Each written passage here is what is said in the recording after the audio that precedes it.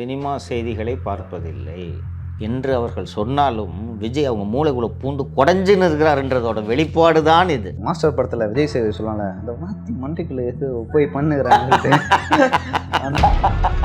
Cinema செய்திகள் பார்க்குறது அந்த மாற்றி மண்டைக்குள்ளே எது போய் பண்ணுகிற ஃபஸ்ட்டு இந்த ஆதவர்ஜனை திட்டு சொல்லு, அவன் தான் இதுக்கெல்லாம் காரணம் அப்படின்னு சொல்லி பேசி அடுத்த டாப்பிக்கில் அதை விரிவாக சொல்கிறேன். உளவுத்துறையை மாற்றணும், என்ன பண்ணிகிட்டு இருக்காங்க அவங்க? சிட்டி கமிஷனரை மாற்றணும். இவ்வளோ ஸ்மூத்தாக அந்த நிகழ்ச்சி சென்னையில் நடக்குது, ஒரு டிராஃபிக் ஜாம் பண்ண வேணா? இன்னொரு விஷயம் சொல்கிறேன், அந்த நிகழ்ச்சிக்கு காவல்துறை பாதுகாப்பு கிடையாது தெரியுமா? அம்பேத்கர் அவர்களுடைய புத்தகம். இந்த வேங்கை வயலில் பாதிக்கப்பட்டவர்கள், அந்த தகவலை முதலில் சொன்னவர்கள், புகார் அளித்தவர்கள், இவர்கள் புதுக்கோட்டையிலிருந்து சென்னைக்கு வந்து விஜய் ஏறும் மேடையில் அவர்கள் ஏறுகிறார்கள் என்றால் உளவுத்துறை அதை முதலில் தகவல் சொல்லியிருக்க வேண்டும். இவங்க வந்து மேடை ஏறி விஜய் அவர்களை கட்டி அணைத்து அம்பேத்கர் நூலை பரிசீலிக்கும் வரை உளவுத்துறைக்கு இது தெரியாது.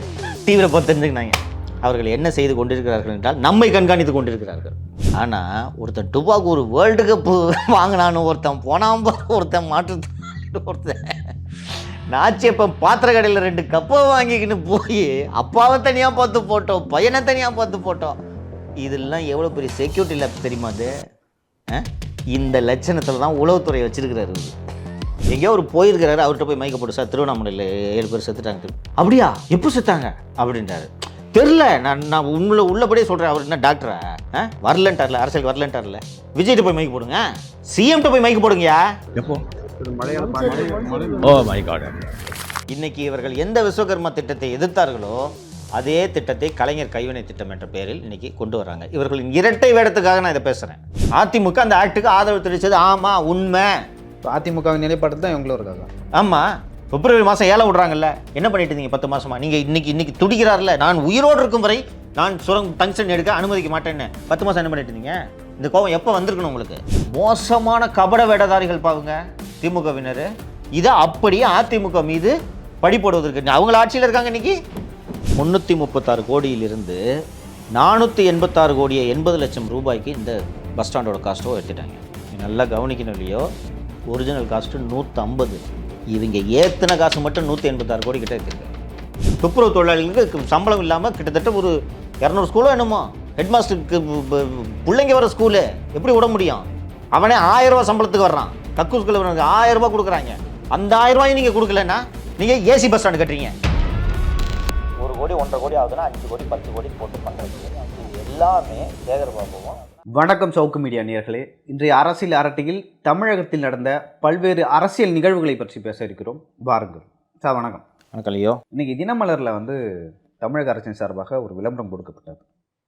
அதாவது தமிழக கைவினை தொழிலாளர், கைத்தொழில் செய்கிறவங்களுக்கெல்லாம் ஒரு கலைஞர் கைவினை திட்டம்னு ஒரு திட்டத்தை ஆரம்பிச்சிருக்காங்க. அதுக்கு வந்து அவங்களுக்கு வந்து இலவச லோன் கொடுக்குறதா வந்து எந்த ஒரு பிணை இல்லாமல் லோன் கொடுக்குறதா விளம்பரப்படுத்தியிருக்காங்க.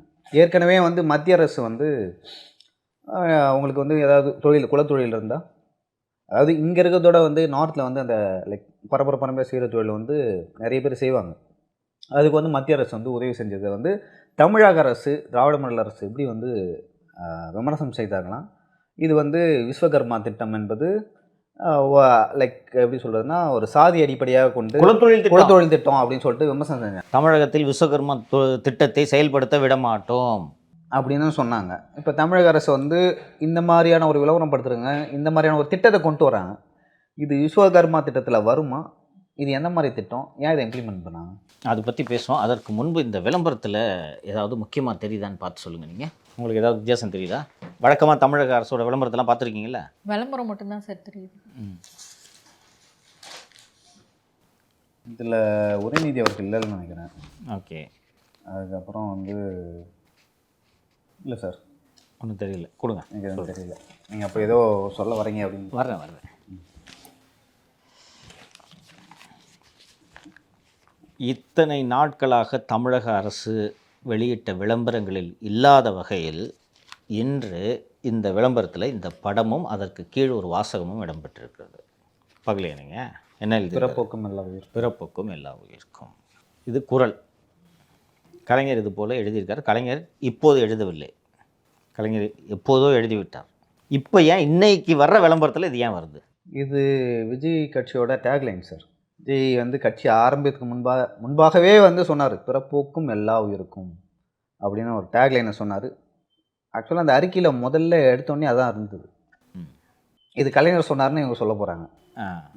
இன்னைக்கு ஒரு விஷயம் புரிஞ்சுக்கங்க, நீங்கள் கவர்மெண்ட்டு எப்படி ஃபங்க்ஷன் ஆகுதுன்றது உங்களுக்கு பின்னாடி எப்படி ஃபங்க்ஷன் ஆகுதுன்றது உங்களுக்கு தெரியாது.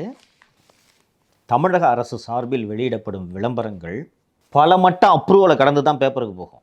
டிஏபிஆரில் assistant director, deputy director, joint director, director of information and publicity அவர்களெல்லாம் பார்த்த பிறகு முதலமைச்சர் அலுவலகத்தில் சண்முகம் இப்போ பார்க்குறாருன்னு நினைக்கிறேன், செக்ரட்டரி 2 பார்க்குறாருன்னு நினைக்கிறேன், முதலமைச்சர் அலுவலகத்தில் ஐஏஎஸ் அதிகாரி ஒப்புதல் அளித்த பிறகு தான் விளம்பரங்கள் வெளியே வரும். ஸோ ரொட்டீனாக கொடுக்கக்கூடிய விளம்பரங்கள் ஏற்கனவே ஒரு பேட்டர்ன் இருக்கும், அதில் வந்துடும். திடீரென்று கலைஞரோட படத்தை போட்டு பிறப்போக்கும் எல்லா உயிருக்கும்னு இன்றைக்கி வந்திருக்குன்னா டாப்லேருந்து இன்ஸ்ட்ரக்ஷன் வராமல் இதை சேர்த்திருக்க மாட்டார்கள். என்ன சார் அவசியம் அதுக்கு இப்படியான ஒரு இன்ஸ்ட்ரக்ஷனுக்கு? நேற்று தான் விஜய் சொல்கிறார், எங்கள் தலைவர் அன்றைக்கே சொல்லியிருக்காரு, எங்கள் தலைவர் சொன்னதை இவர் காப்பி வச்சிட்டாரு. இன்னும் சொல்ல போனோன்னா திரு விஜய் அவர்களோட இந்த ஸ்பீச்சு, அந்த புத்தக வெளியீட்டு விழா ஸ்பீச்சை பற்றி உதயநிதிட்ட மைக்கு போட்டப்போ என்னமா பதில் சொன்னார்? விளம்பர செய்திகளை பார்ப்பதில்லை, சினிமா செய்திகளை பார்ப்பதில்லை என்று அவர்கள் சொன்னாலும் விஜய் அவங்க மூளைக்குள்ள பூந்து குடஞ்சுன்னு இருக்கிறாருன்றதோட வெளிப்பாடு தான் இது. மாஸ்டர் படத்தில் விஜய் சேவை சொல்லல, அந்த மாற்றி மண்டிக்குள்ளே எது போய் பண்ணுகிறாங்க அந்த மாதிரியான ஒரு மனநிலையில் தான் திமுகவில் இருக்கிற எல்லாமே இருக்காங்க. இது கலைஞர் சொன்னது தான் குரல் இது இல்லைங்களா? பிறப்பால் அனைவரும் சமம். எக்ஸாக்ட்லி, பிறப்புக்கும் எல்லா உயிருக்கும் அப்படின்றது. இவர்கள் இதை இந்த குரலாசான், குரலோவியம் படைத்தவர் என்றெல்லாம் கலைஞர் அவர்களை சொன்னாலும் விஜய் என் கட்சியோட முழக்கமையாது அப்படின்ட்டார். கட்சி தொடங்கும் போது என் கட்சியே பிறப்பால் அனைவரும் சமம் அப்படின்ட்டார். இவர்கள் இதை எழுதுகிறார்களே ஒழிய அதை நடைமுறையில் இவர்கள் சாத்தியப்படுத்துவதில்லை. பிறப்பால் அனைவரும் சமம் என்றால் உதயநிதி ஏன் துணை முதல்வராகிறார்? நடைமுறைப்படுத்துங்கன்னு சொன்னாலும் கோவப்படுறாங்க, சண்டைக்கு போகிறாங்க, பிறன்றாங்க. உள்ளே நடக்கிறத சொல்லிடுறேன், 24 மணி நேரமும் விஜய் பற்றிய சிந்தனையில் தான் கட்சி ஓடிக்கொண்டிருக்கிறது. அது நம்ம மறுக்கவும் முடியாது. நான் விஜய் ஒரு மெஜிஷியன் இப்படி வச்சு இது பண்ணிடுவாருன்ட்டு நான் சொல்லலை. ஆனால் டைரெக்டாக எதிர்க்கிறாங்க. ஆக்சுவலாக விஜய் எப்படி ஹேண்டில் பண்ணுன்னு திமுக. எக்ஸாக்ட்லி மேன், சிம்பிளாக போட்டிங்க மேன், அவ்வளோதான். விஜய் எப்படி ஹேண்டில் பண்ணுன்னு தெரியல, என்ன பண்ணுறதுனே தெரியல. 10 பேர் இருக்கான், 10 பேர் ஒரு ஐடியா கொடுக்குறான். அப்போ அதில் ஒருவர் கன நேரத்தில் சிந்தித்து கொடுத்த யோசனையாகத்தான் இது இருக்க வேண்டும். ஆனால் விக்கிரவாண்டி மாநாட்டில் கூட இந்த அளவுக்கு விஜய் தாக்கத்தை ஏற்படுத்தலைன்னு நான் நினைக்கிறேன். அந்த மாநாட்டின் போது தாக்கத்தை ஏற்படுத்தவில்லைன்றதை விட அந்த மாநாட்டில் நீங்களும் பாசிஸ்டுகள்னு சொன்னதிலிருந்தே இவர்கள் தலையெறிந்த கோழி போல் சுற்றி கொண்டிருக்கிறார்கள். நம்மளை போய் பாசிஸ்ட்னா நம்ம தானே அடுத்தவங்களெல்லாம் பாசிஸ்ட்னு உருட்டி 3 வருஷத்தை ஓட்டணும். அந்த டைம்லும் உதயநிதி என்ன சொன்னார்னா அவர் என்ன பேசினார் நான் பார்க்கலன்னு சொன்னார். இந்த தடவையும் ஆல்மோஸ்ட் அதை தான் சொல்லி. சினிமா செய்திகளை நான் பார்ப்பதில்லை, ஆனால் அப்பா பிள்ளையும் நைட்டு உட்காந்து சினிமா பார்ப்பாங்க, பார்த்துட்டு ரிவ்யூ போடுவாங்க காலையில் ப்ளூ சட்டைக்கு போட்டியா. ஆனால் சினிமா செய்திகள் இது இவ்வளோ சைல்டிஷான பதில் பாருங்கம்மா. பார்த்தேங்க நிகழ்ச்சியை பார்த்தேன், எங்கள் கட்சி தான் அட்டாக் பண்ணியிருக்காரு, இப்படி தான் தலைவர் பேசணும், புரியுதுங்களா? எங்கள் கட்சி தான் அட்டாக் பண்ணியிருக்காரு, அவருக்கு அரசியல் தெரியலங்க, இப்போ தாங்க கட்சி ஆரம்பிச்சிருக்காரு, அவர் தவறாக பேசுகிறாரு, நாங்கள் 200 விட அதிகமாக வின் பண்ணி காட்டுவோம், இப்படி தான் பேசணும். நீ பார்க்கலன்னா நாங்கள் நம்பிக்குவோமா? இது பூனை ஒரு நிமிஷம், அதேதாம்மா பார்த்துட்டு அண்ணா நகர் கார்த்திகை வர சொல்லி, டிஆர்பி ராஜா வர சொல்லி, சோஷியல் மீடியாவில் வண்டையாக திட்ட சொல்லு நம்ம ஆளுங்களை. விஜயை ஃபஸ்ட்டு இந்த ஆதவர்ஜுனாவை திட்ட சொல்லு, அவன் தான் இதுக்கெல்லாம் காரணம் அப்படின்னு சொல்லி பேசி, அடுத்த டாப்பிக்கில் அதை விரிவாக சொல்கிறேன். உளவுத்துறையை மாற்றணும், என்ன பண்ணிகிட்டு இருக்காங்க அவங்க? சிட்டி கமிஷனரை மாற்றணும். இவ்வளோ ஸ்மூத்தாக அந்த நிகழ்ச்சி சென்னையில் நடக்குது, ஒரு டிராஃபிக் ஜாம் பண்ண வேணாம். இன்னொரு விஷயம் சொல்கிறேன், அந்த நிகழ்ச்சிக்கு காவல்துறை பாதுகாப்பு கிடையாது தெரியுமா? விஜய் போல ஒரு விஐபி வர்றாரு, நல்லபடியாக முடிஞ்சிச்சு, பிரச்சனை இல்லை. ஒரு நெரிசல் ஆயிருக்குதுமா, விகடனே நல்லா பண்ணிட்டாங்க ஏற்பாடு, அதனால் பிரச்சனை இல்லாமல் போச்சு. ஏதோ ஒரு நெரிசல் ஆயிருக்கு, இது உங்கள் பொறுப்பு இல்லையா? கூட்டம் கூடுற இடத்துல நீங்கள் சரி பண்ண வேணாம். நீங்கள் ஏஆர் நிகழ்ச்சிக்கு பாதுகாப்பு கொடுத்த லட்சணத்தை தான் பார்த்தோம்ல, எவ்வளோ அல்பங்க பாருங்கள் அவங்க. ஒரு போலீஸ் கிடையாது தெரியுமா? இவர் அருண் விசுவாசத்தை காட்டணும்ல, டிஷும் அதிகாரி ஏற்கனவே ஒரு நாற்காலி ஆடிக்கொண்டிருக்கிறது, விசுவாசத்தை காட்டணும்ல சார், பந்தோபஸ்து ஒருத்தர் போகக்கூடாதுன்ட்டேன் சார். அங்கே ஏதாவது சிக்கலானா ஆளும் கட்சிக்கு தானே சார், இவங்களுக்கு அதை பற்றி அக்கறை இல்லை மாலதி. நல்ல போலீஸ் ஆஃபீஸர்ஸாக தான் பண்ணுவாங்க சார். இந்த பாருங்க, அரசியல் 1000 இருக்கலாம், பப்ளிக் இவ்வளோ பேர் கூடுறாங்க, ஏதாவது ஒரு அசதம் ஆச்சுன்னா கவர்மெண்ட் கெட்ட பேர் வரும். இப்படி தான் நல்ல ஆஃபீஸர் திங்க் பண்ணுவாங்க, புரியுதா? அது இன்னும் சொல்ல போனால் கடமை. கூட்டம் கொடுத்துமா ஏதாவது ஒன்று ஆச்சுன்னா போலீஸு ஃபயர் சர்வீஸ் தானே ஃபஸ்ட்டு கேட்போம். அப்போது அதை பார்த்துட்டு ரெகுலேட் பண்ணுறது, இந்த வேலையை ப்ராப்பர் பந்தோபஸ்து போட வேண்டியது போலீஸோட கடமை. அவர்கள் கேட்கவில்லை என்றாலும், கோயில் திருவிழாவுக்கு பந்தோபஸ்து போடுறீங்களே, சாமியாக கேட்குது. அத்திவரதருக்கு பந்தோபஸ்து போட்டிங்களே, அத்திவரதர் எந்திரிச்சு எப்போ 40 வருஷம் கழிச்சு வர்றேன், ஒரு 2 பட்டாலியன் அனுப்பிப்பான்னு சொன்னாரா? நீங்களா தானே போட்டிங்க, மக்கள் கூடுறாங்கன்னு. இதுக்கு ஒரு போலீஸ் போடல.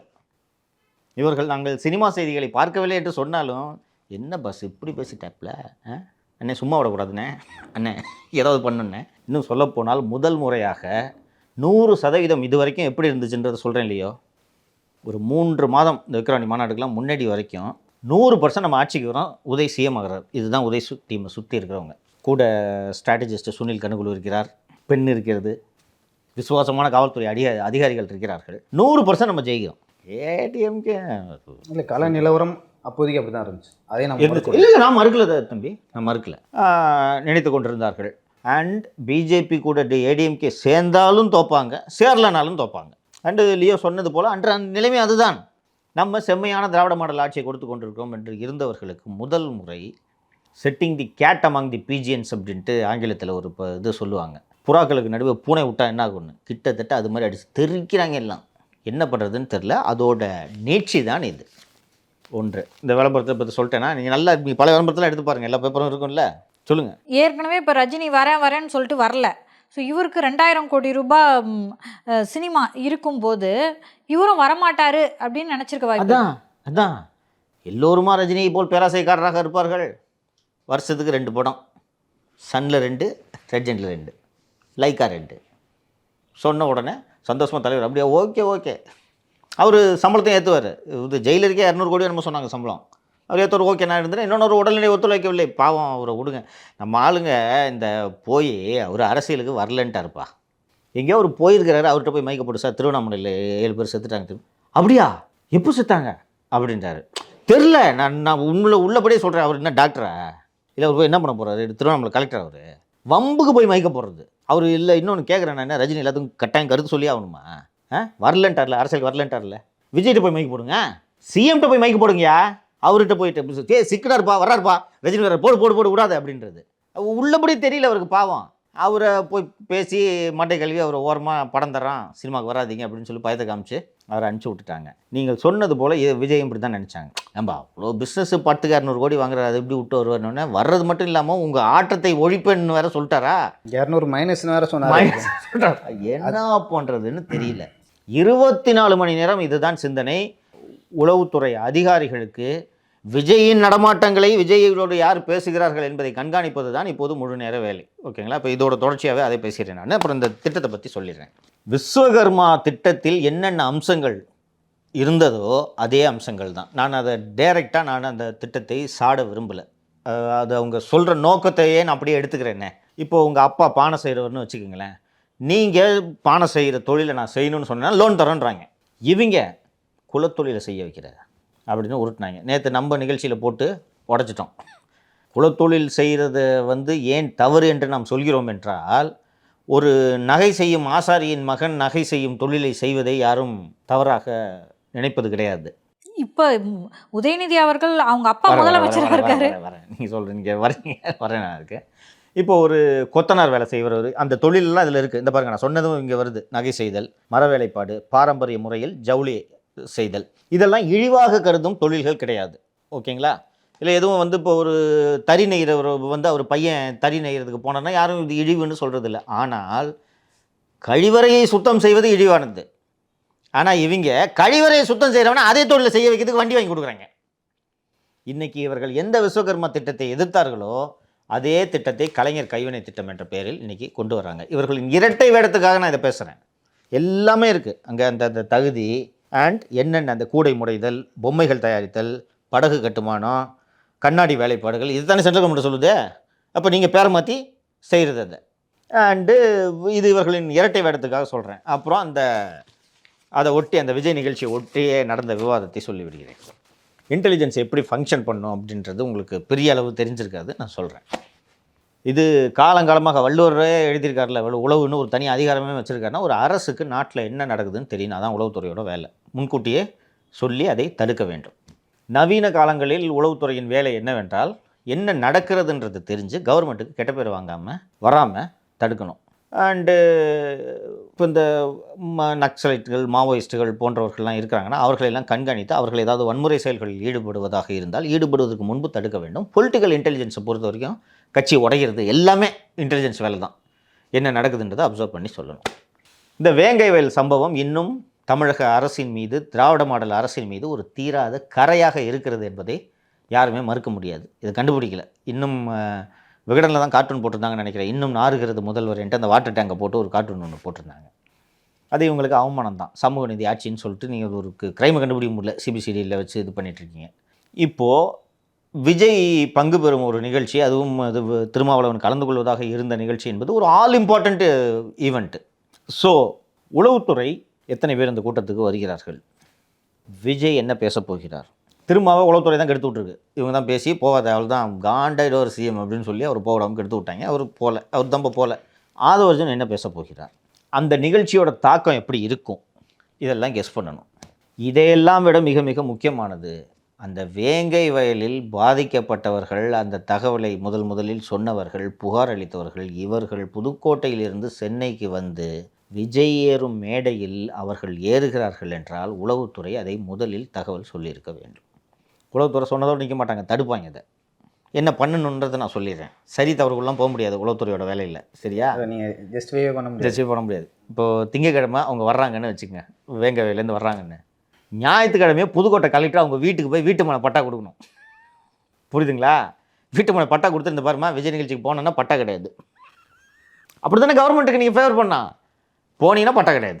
வேலை அப்ளை பண்ணுங்கள், லோனு, இதை பண்ணி இந்த நிகழ்ச்சியை மொக்க பண்ணணும். இதான் உளவுத்துறை வேலை. இது வெளிப்படையாக சொன்னோன்னா இது தப்பு மாதிரி தெரியும். ஆனால் உளவுத்துறை வேலை இதுதான்.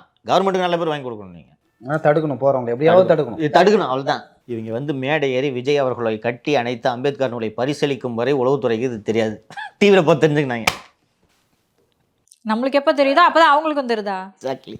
இப்போ நாங்குநேரி பள்ளிமானவன் ஒருத்தன் வெட்டினாங்கல்ல, பையனும் வந்தான், அதுவுமே தெரியாது. எஸ், ஏம்மா அவங்கள கான்டாக்ட் பண்ணியிருப்பாங்க, கான்டாக்ட் பண்ணி டிக்கெட்டு போட்டிருப்பாங்க, இவங்க தான் ட்ராவல் அரேஞ்ச்மெண்ட்ஸ் பண்ணியிருப்பாங்க, வந்து அவங்கள இங்கே தங்க வச்சுருப்பாங்க. ஒரு முறை சொல்லி கொடுத்துருப்பாங்க, தங்க வச்சு இந்த மாதிரி மேடைக்கு ஏறணும், சால்வை போடுவார் விஜய், விஜய் கூட நின்று நீங்கள் ஃபோட்டோ எடுத்துக்கணும். ஃபஸ்ட்டு ஒரு சால்வை போடுவார் விஜய், அதுக்கப்புறம் அம்பேத்கர் நூலை பரிசீலிப்பார், நீங்கள் வாங்கிட்டு இப்படி இறங்கி வரணும், மேடையில் இவ்வளோ நிமிஷம் நிற்கணும், இதெல்லாம் பண்ணியிருப்பாங்க. ஏன்னா கொலாப்ஸ் ஆகிடக்கூடாது பெரிய நிகழ்ச்சி அப்படின்றதுனால. இவ்வளோ நடந்திருக்குது. இதை நீங்கள் கண்காணிக்க தெரியாமல் நீங்கள் என்ன பண்ணுகிறீங்க? எதுக்கு உளவுத்துறை? அவர்கள் என்ன செய்து கொண்டிருக்கிறார்கள் என்றால் நம்மை கண்காணித்து கொண்டிருக்கிறார்கள். எங்கே போகிறாங்க, எங்கே வராங்க, யார் சோர்ஸ். அப்போ இதை கோட்டை தான் விடுவீங்க. சிஎம்மு காண்டாயிட்டாராம். ஏன்னா அந்த நிகழ்ச்சி தான் பேசணுமே, நம்ம ஆட்டி போட்டுச்சுவீங்களே இந்த விஜயோட நிகழ்ச்சி. இன்னொன்று, நம்ம வேங்கவேல் போயிட்டு வந்தோம்ல, அந்த பாதிக்கப்பட்டவர்கள் கேட்குறது ஆறுதல். ஓகேவா, நடந்து முடிஞ்சு போச்சு. ஒரு 3 நாளும் 4 நாளும் மழை கலந்த தண்ணி குடிச்சு தொலைச்சிட்டாங்க. அவர்களுக்கு தேவை ஆறுதல். நம்ம பலமுறை பேசியிருக்கோம். போய் முதல்வரோ துணை முதல்வரோ போய் அவங்ககிட்ட கை போட்டு, நீங்கள் கவலைப்படாதீங்க, நாங்கள் இருக்கோம் உங்கள் கூட, அந்த ஆறுதல், அந்த நம்பிக்கை, இதைத்தான் எதிர்பார்த்தாங்க. ஆனால் அதை விஜய் செஞ்சுட்டார்ல. அவங்க தோளில் கை போட்டு ஃபோட்டோ கொடுத்தாங்க, பார்த்தீங்களா? எப்படி இருந்துச்சு ஆப்டிக்ஸ்? அது முதல்வர் ஸ்டாலின் அவர்கள் பண்ணியிருக்கணும். எக்ஸாக்ட்லி, முதல்வர் பண்ணியிருக்கணும். இவர் போயிருக்கணும். இல்லைன்னா கூட்டுவா தலைமைச் செயலகத்துக்கு. தலைமைச் செயலகத்துக்கு வேங்கவேல் சம்பவத்தில் இருக்கவன்லாம் கூட்டிகிட்டு வரதில்லை. ஆனால் ஒருத்தன் டுபாக்கு ஒரு வேர்ல்டு கப்பு வாங்கினான்னு ஒருத்தன் போனான், ஒருத்தன் ஒருத்தன் நாச்சியப்பன் பாத்திர கடையில் 2 கப்பை வாங்கிக்கின்னு போய் அப்பாவை தனியாக பார்த்து போட்டோம், பையனை தனியாக பார்த்து போட்டோம். இதெல்லாம் எவ்வளோ பெரிய செக்யூரிட்டி லேப்ஸ் தெரியுமா? அது இந்த லட்சணத்தில் தான் உளவுத்துறையை வச்சுருக்கிறார் இவர். ஓகேவா? இது நடந்த உடனே என்ன அப்படி இது கூட சொல்லலை அப்படின்ட்டு வருத்தப்பட்டிருக்கிறார். இப்போது தான் முதல் முறையாக இந்த உளவுத்துறை செட்டப்பை வைத்துக்கொண்டு 26 தேர்தலை சந்தித்தால் நேராக முட்டு சந்துக்கு அழைத்து சென்று விடுவார்கள் அப்படின்றது முதல் முறையாக இவர்களுக்கு தெரிந்திருக்கிறது.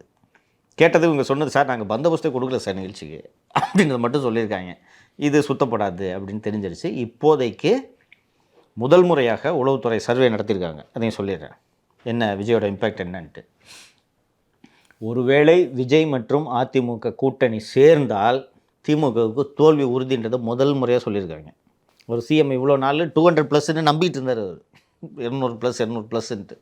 இப்போ இது வந்த உடனே ஆட்டம் காண ஆரம்பிச்சிருக்கு. அப்போது இந்த விகடன் நிகழ்ச்சி ஒரு பெரிய தாக்கத்தை ஏற்படுத்தியிருக்குது. நேற்று நான் ரெட் பிக்ஸில் சொன்னேன், 2020 நம்ம நிகழ்ச்சியில் தான் சொன்னேன், எனக்கு 2026 தேர்தலுக்கான தீப்பொறி நம்ம நிகழ்ச்சியில் தான் சொன்னேன்.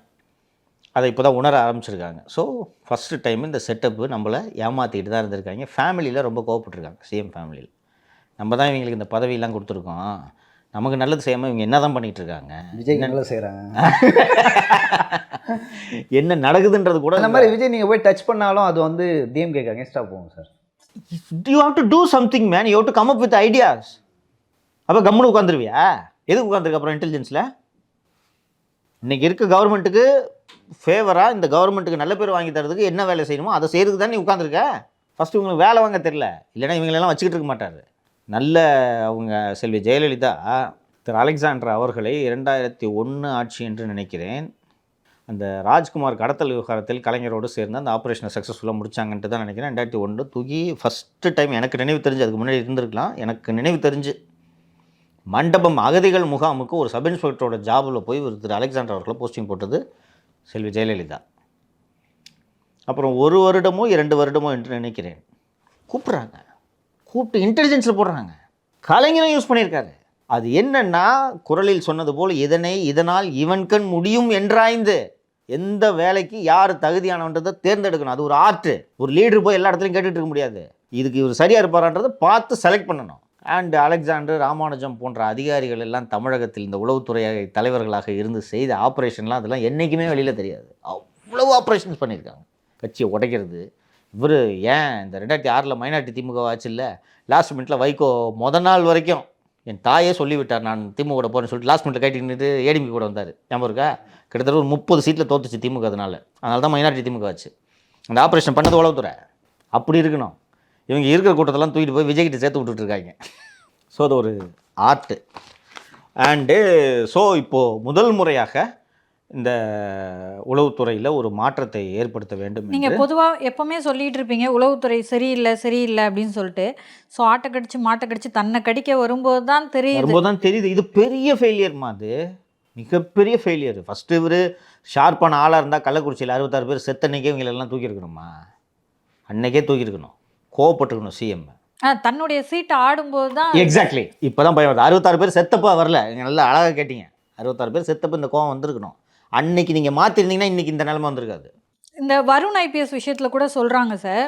இந்த ரிட்டையர்ட் ஆன ஐபிஎஸ் ஒருத்தர் சொல்கிறாரு, நான் பார்க்குறேன், இந்த மாதிரிலாம் பண்ணிட்டு இருந்தால் பர்சனல் டைரின்னு ஒன்று இருக்குமா, அதில் எழுதிடுவாங்க. ஆனுவல் கான்ஃபிடென்ஷியல் ரிப்போர்ட், அதுக்கு பேர் ஏசிஆர்னு சொல்லுவாங்க. Annual confidential report. அதில் இந்த மாதிரி ஒழுங்கீனமான அதிகாரி என்று அதில் பதிவு செய்ய வேண்டும். டிஜிபி வந்து இந்த மாதிரி நடந்தோன்னுமே கூப்பிட்டு கண்டிக்கணுமா? ஸோ இந்த லேப்ஸ் எல்லாம் சேர்ந்து தான் இப்போ இவ்வளோ பெரிய லேப்ஸ் ஒன்று ஆயிருக்கு. மாலதி, நீங்கள் ரொம்ப ஒரு முக்கியமான பாயிண்ட்டை சொன்னீங்க. கூப்பிட்டு கண்டிக்கிறோம். நீங்கள் நிலைமை என்னென்னா, இப்போ இவர் மிஸ்டர் சங்கர்ஜிவால் கூப்பிட்டு கண்டிக்கிறாருன்னு அந்த ஒரு நல்ல தரமான போலீஸ் அதிகாரிகளில் கடைசி அதிகாரி சங்கர்ஜிவால். அவர் ரிட்டையர் ஆகிட்டார்னா அதுக்கப்புறம் சொல்லிக்கிற மாதிரி போலீஸ் அதிகாரி இல்லை. நான் நேம் பண்ண விரும்பல. ஒருத்தர் கூட உருப்படியான ஆஃபீஸர் இல்லை. ஓகேங்களா? வெங்கட்ரமன் அவரும் போயிட்டாங்கன்னா தமிழ்நாடு காடர்லேயே உருப்படியான போலீஸ் ஆஃபீஸர் இல்லை. சங்கர்ஜிவால் கண்டிக்கக்கூடியவர். ஆனால் கண்டித்திருக்க மாட்டார். நான் சொல்கிறேன். கூப்பிட்டு வருண், இவர் DGP director general of police, வரும் ஒரு சாதாரண எஸ்பி. என்ன நினச்சினுக்கிறேன், போய் சண்டிகர் கான்ஃபரன்ஸில் போயிட்டு சைபர் கிரைமை பற்றி பேச சொன்னால் நீ போய் நாம் தமிழர் பற்றி உன்னையும் உன் மனைவியும் பற்றியும் ஃபோட்டோ ட்விட்டரில் ஓரண்ட் எடுத்தாங்கன்னு சொல்லிட்டு நீ இதெல்லாம் போய் பேசுனுக்கிற. வேலை இருக்கணுமா வேணாமா? இப்படி தான் திட்டுவாங்க. ராமானுஜம் இப்படி தான் திட்டுவார். அலெக்சாண்டர் இப்படி தான் திட்டுவார். சஸ்பெண்ட் ஆகிடும். அசோக் குமார் இதை விட மோசமாக திட்டுவார். சஸ்பெண்ட் ஆகிடும், ஜாகிரதை. வேலை இருக்கணுமா வேணாமா? இப்படி திட்டுவாங்க. இப்படி ஒரு திட்டாருன்னு வச்சுக்கோங்களேன், டெப்டி சிஎம்லேருந்து ஃபோன் வரும். என்ன வருணை திட்டிங்க போல இருக்கு, இன்னும் 4 மாதம் இருக்கணுமா வேணாமா? இப்படி வரும். எப்படி வருண் பயப்படுவார்? இப்படி தான் ஒவ்வொரு அதிகாரிகளாக தான். வருண் தான் முதல் நாளே FDFS பார்க்குறவராச்சே, அந்த ஷோவை பார்த்துட்டு வரவராச்சே. துர்காம்மா கல்யாணத்துக்கு போனாங்கன்னா பக்கத்தில் உட்காந்துக்கிட்டு அவர் உலகம் போற்றும் தலைவருமா, ட்ரம்ப் பொசிஷனில் இருக்க வேண்டி வரும். பட் இந்த மாதிரி அவங்க பண்ணிக்கிட்டே இருந்தா இந்த போலீஸ் அவங்களுக்கு தான் அவமானம் அப்படின்னு சொல்கிறாங்க. ஃபோர்ஸே இப்படி ஆகிப்போச்சு. நீங்கள் என்ன பண்ணுவீங்க? இன்றைக்கி இந்த கோட்டை விட்டதெல்லாம் இதோட நீங்கள் சொல்கிறதோட நீட்சி. ஃபோர்ஸ்லேயே எஸ்பி டிஜிபிக்கு பயப்படலன்னா அப்புறம் என்னமா டிபார்ட்மெண்ட் அது? டிஜிபி நம்மளை சும்மா விட மாட்டான்ற அச்சம் வருண்குமாருக்கு இருந்தால் சண்டிகரில் போய் பேசுனது இல்லாமல் இவரே வீடியோ எடுத்து விடுவார். அதை ஒரு அட்வொகேட் கம்ப்ளைண்ட் பண்ணியிருக்காரு பார்த்தீங்களா? அதை ஒரு வழக்கறிஞர் ஒருவர் புகார் அனுப்பியிருக்கார். அதில் என்ன சொல்கிறாருன்னா, அங்கே சண்டிகரில் வருண் பேசியதாக ஒரு காணொலி வெளியாச்சு. சண்டிகரில் அந்த கான்ஃபரன்ஸுன்றது ஐபிஎஸ் ஆஃபீஸர்ஸ் கலந்து கொள்ளக்கூடிய கான்ஃபரன்ஸ். அங்கே விவாதிக்கப்பட்ட விவகாரங்கள் எல்லை தாண்டிய பயங்கரவாதம், எல்லை பாதுகாப்பு, இணையதள குற்றங்கள், சைபர் டெரரிசம் போன்ற விவகாரங்கள் அதில் பேசப்படுறாங்க. பல்வேறு அதிகாரிகள் தங்களது அனுபவங்கள், கருத்துக்களை எல்லாம் அதில் பகிர்ந்து கொள்வாங்க. இது மத்திய உள்துறை அமைச்சகம் நடத்தக்கூடிய ஒரு நிகழ்வு. அதில் வருண் பேசிய விஷயம் வெளியே வருகிறது என்றால் இது எப்படி வரும்? ஃபஸ்ட்டு வருண் அங்கே உள்துறை அமைச்சகம் அமைத்து கொடுத்த மேடையில் போய் அரசியல் பேசியது தவறு. இது வந்து cyber terrorism and cross border terrorism and border security பற்றி பேச வேண்டிய ஒரு நிகழ்ச்சியில் ட்விட்டரில் இவரை திட்டினதை பற்றி இருந்தாலும் போய் ஃபஸ்ட்டு பேசுனது தவறு. பேசியது மட்டுமல்லாமல் ஐபிஎஸ் ஆஃபீஸர்ஸ் மட்டும் கலந்து கொள்ளக்கூடிய நிகழ்ச்சியில் நடந்த அந்த வீடியோ எப்படி சமூக வலைத்தளத்துக்கு வந்துச்சு? கான்ஃபிடென்ஷியல் செக்யூரிட்டி லேப்ஸ் என்னங்க சார்? Security lapse. இப்போ ஒரு ஐபிஎஸ் ஆஃபீஸர் முக்கியமான விஷயம் பேசுகிறார் ஒரு தீவிரவாதியை பற்றி. அந்த தீவிரவாதிக்கு இந்த ஆள் தான் இப்படி பேசுகிறான்னு தெரிஞ்சு நாளைக்கு அவருக்கு ஆபத்து வராதுன்னு என்ன நிச்சயம்? சரி, இது ஒரு மிகப்பெரிய செக்யூரிட்டி லேப்ஸ். இது மேலே நீங்கள் நல்ல வேலை ஞாபகப்படுத்துறீங்க. இவர் மீது நடவடிக்கை எடுக்க வேண்டும் என்று உள்துறை அமைச்சகத்தில் புகார் அளிக்கப்பட்டிருக்கிறது. இது போக திரு வருண் அவர்கள் ஒரு போலீஸ் ஆஃபீஸர் அரசியல் பேசக்கூடாது. நம்ம பேசணும்னு நினைக்கிறேன் டீட்டெயிலாக அந்த நிகழ்ச்சியை பற்றி, அந்த ஒரு வருணோட ஸ்பீச்சை பற்றி. போலீஸ் ஆஃபீஸர் அரசியல்லாம் பேசக்கூடாது. இது உங்கள் பிரச்சனை. மதுரையில் கேஸ் போட்டிருக்கீங்கல்ல, அப்புறம் இது போய் சண்டிகரில் பேசுகிறீங்க. ஆதங்கம் தாங்க முடியல. ரிசைன்ட்டு போங்க. இல்லை, அந்த வீடியோ வெளியிட்டு சீமான் அவர்கள் பயந்து நடுங்கிருந்தால் பரவாயில்ல. ஆ, அவர் வந்து அதுக்கு எதிராக கருத்து சொல்கிறாரு. வா, எவ்வளோ நாள் இருப்ப நீ? 40 வருஷம் இருப்பியா, 30 வருஷம் இருப்பியா? ரிசைன் பண்ணிட்டு வா, நான் இங்கே தான் இருப்பேன். போலீஸாக இருக்கிற திமிரில் இப்படி ஆடுறேன்ட்டு சொல்லிட்டாரு. இப்படி போய் ஒரு போலீஸ் ஆஃபீஸரோட வேலை அரசியல்வாதி கூட சண்டை இருக்கிறதா? ஃபஸ்ட்டு ஆல் இண்டியா சர்வீஸோட பேசிக் குவாலிட்டி அனானிமிட்டி. கொடுக்குற சம்பளத்துக்கு வேலையை பார்க்கணும். சோஷியல் மீடியாவில் உனக்குன்னா வேலை நான் கேட்குறேன்.